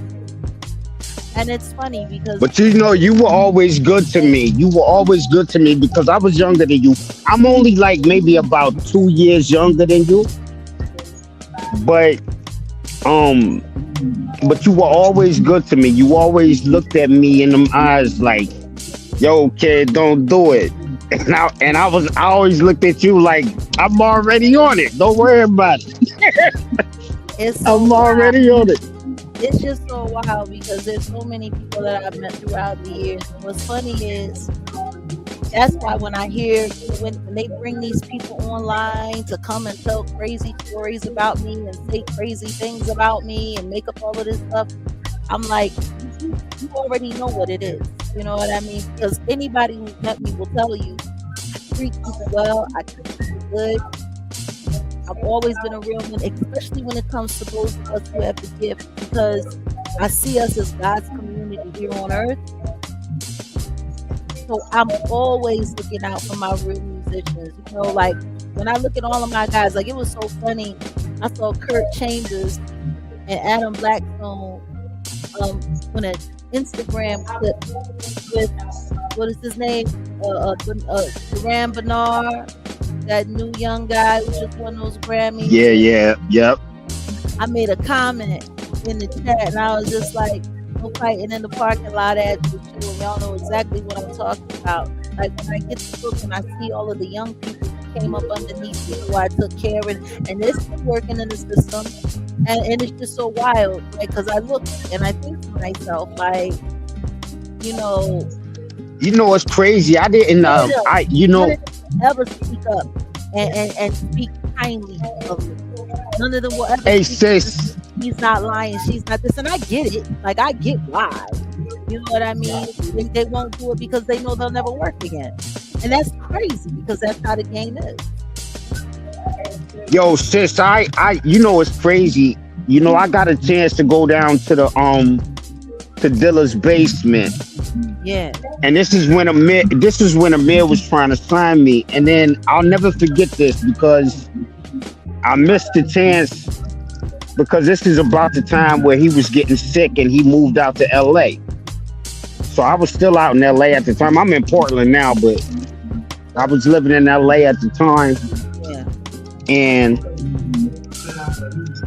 And that's around the time, that's kind of around the time where you were coming out there a lot, And I used to ask people, I was like, yo, who is this chick, man? Oh, that's the chick from such and such, and like they would just give me all these records. So me and my guy Brainchild Solomon from Stone Store and all that, man, we used to go get your 45s. We used to go get your 45s, man. And we just used to spin them shits, man. Do you know who came from Inglewood that I bumped into when I moved to Texas? That was such just a refreshing moment for me. You remember Stone Mecca? Yeah, I know Stone Mecca. Man, listen, not only Stone Mecca, I know Doug Mecca. I know all the Mecca family, man. I come from the Mecca family. Stone Mecca, we ended up bumping into each other in the DFW. And we started working together. It was wild because that was when he was still, I guess he's still RZA's musical director, but that was like, late, teens of the 20s, like about 7 years ago, 8 years ago when we first went back into each other. And I'm like, bruh, I can't believe, you ended up here in Texas. I ended up here in Texas. It was a good moment. The crazy part, I'm gonna tell you a crazy story, right? So check this out. You told the story about Rihanna, right? Yeah. So check this out. So my dad, I moved back to Texas. My dad was taking care of one of my family members, right? I linked up with, and my dad does taxes and all that stuff. So he ended up, and he did taxes for like a lot of track runners and stuff like that. Texas is a big track state and all that. So he was doing taxes for a dude named Obadele Thompson, who's married to Marion Jones, right? Uh-huh. So check this out. He tells Oba, he's like, hey, my son is a troubled kid. He's a gangbanger. Can you get him right? I know, because he loves music, he loves to rap, he loves to do all this, and he's a great producer and all that. So I get with Obadele Thompson. Now, Obadele Thompson is from Barbados. Yeah. So check this out. The first year I'm with Oba, he says, hey, hey man, your production is crazy. We got this girl, she's like 12 years old at the time. 12, 13, somewhere around there. I can't remember how old she was at the time. But he says, hey, you need to hear her. And I was like, all right, cool, whatever. So they send a demo from Barbados with his friend who does jazz or whatever, and it's Rihanna. Yeah. And They had their I'm eye like, on her.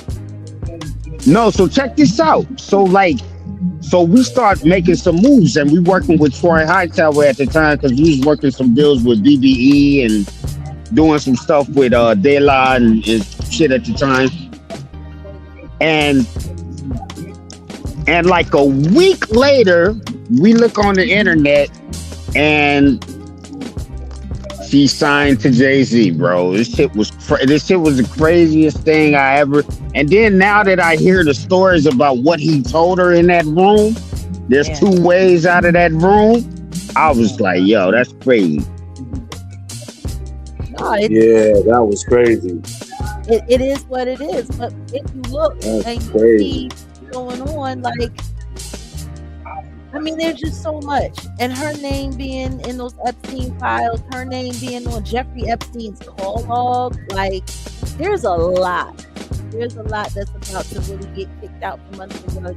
And I don't like to say too much because the truth is there's so much that I don't say because there's people that I'm still protecting, you know, because really what the deal is they want the information so they know how to plug that, how to shut that down so the truth doesn't get out, you know, and that's the hardest part when it comes to standing out. Yeah, that's been the hardest part for me is shutting up. Like the hardest part for me has been not like actually really revealing really the gangster shit that I had to actually go through in this process.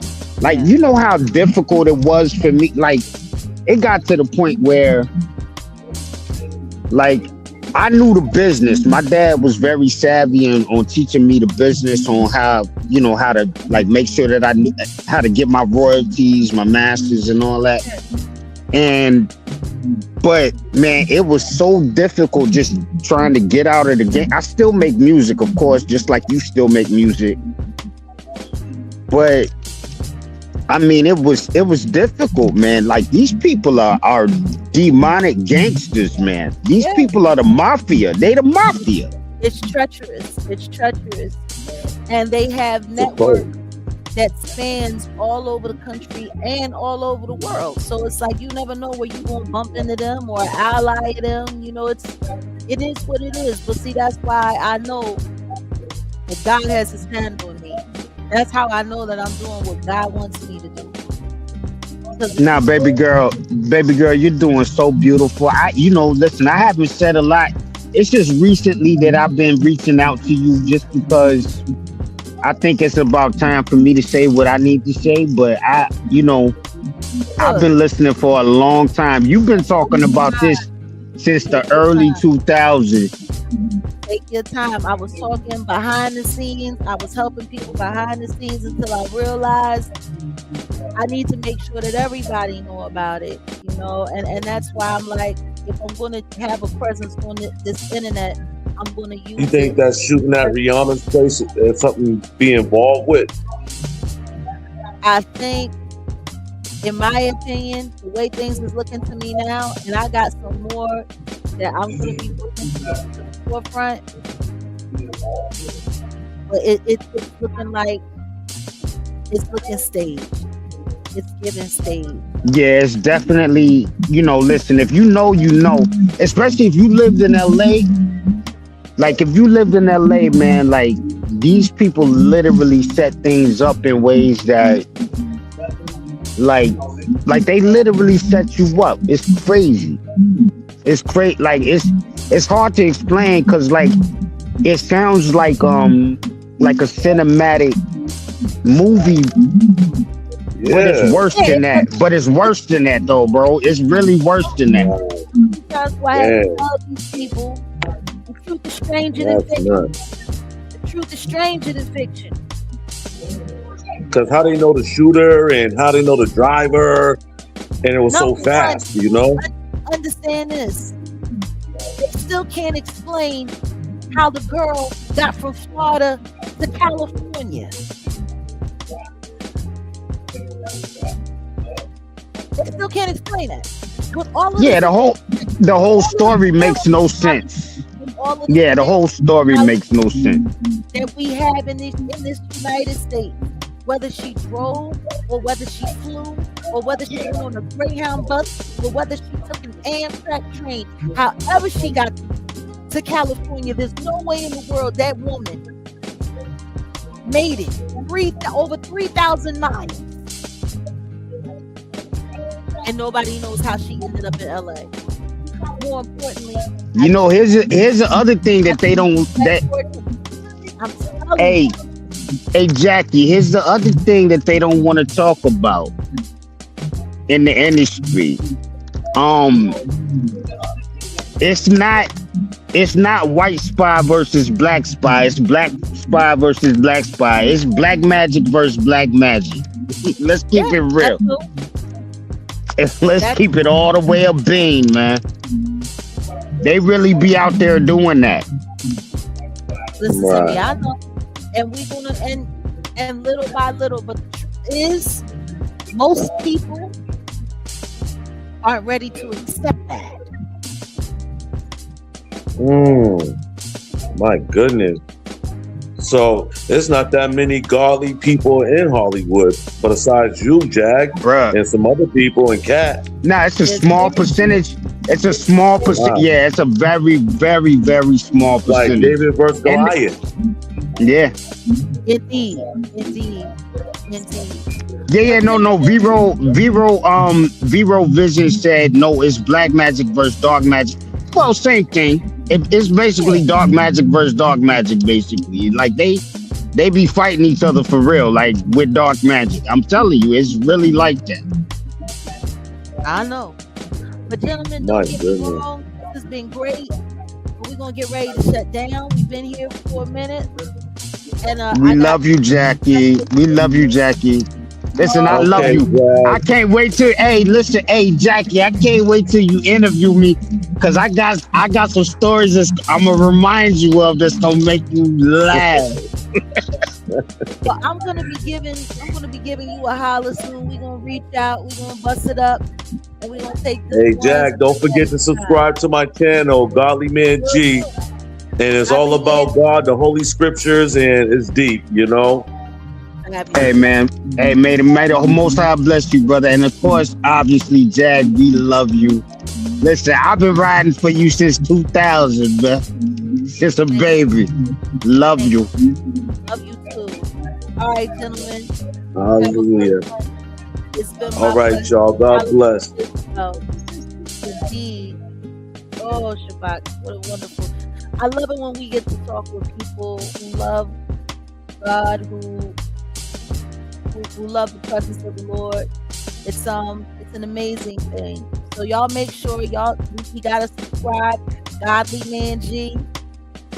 We got another person in the community that we didn't even know was here, where we can go and we can be just in the presence of someone who appreciates the love as much as we do. Guys, it's been so fabulous. It's really been amazing. I hope we learned a lot. And like I said, y'all know it's Patreon Wednesday. Y'all know we get in. What time we get in? Round tomorrow. That's cute. Wait a minute, where's that comment? Because that's not going to stay here. Sorry, but it's not going to stay here. Because don't nobody really care about black magic. And nobody's caring about having black magic in the ear. It was a great live tonight. That's amazing. That's amazing. I'm glad you guys had a good time. But like I said, tomorrow was Patreon Wednesdays, and we got some updates regarding this Rihanna case. So y'all know what to do. Y'all know what it's all about. I want to thank all of our contributors who came through today. Barbara J came through today. Of course, Archangel Michael, Tara Jansen, thank you so much. Oh, wait a minute. Toy Wood, back in the membership, back in the fold. Grumpy Knuckles, of course, came through. Appreciate. Fire Glory, thank you so much. Hold on a second. We got Fifth House Productions came through. appreciate you. Alina's, love you much. We got D Coop, thank you for coming through. Oh, we got another new member. Lovely Me, appreciate you. Thank you for stopping by. Hey guys, y'all already know the Jaguar Wright effect. We've had such a good time just being in fellowship. And remember, as always, don't believe the hype. Don't believe the hype. For real, like, we can't be believing in stuff that these people are saying. They be talking all kinds of crazy stuff. Y'all know what it is. Peace.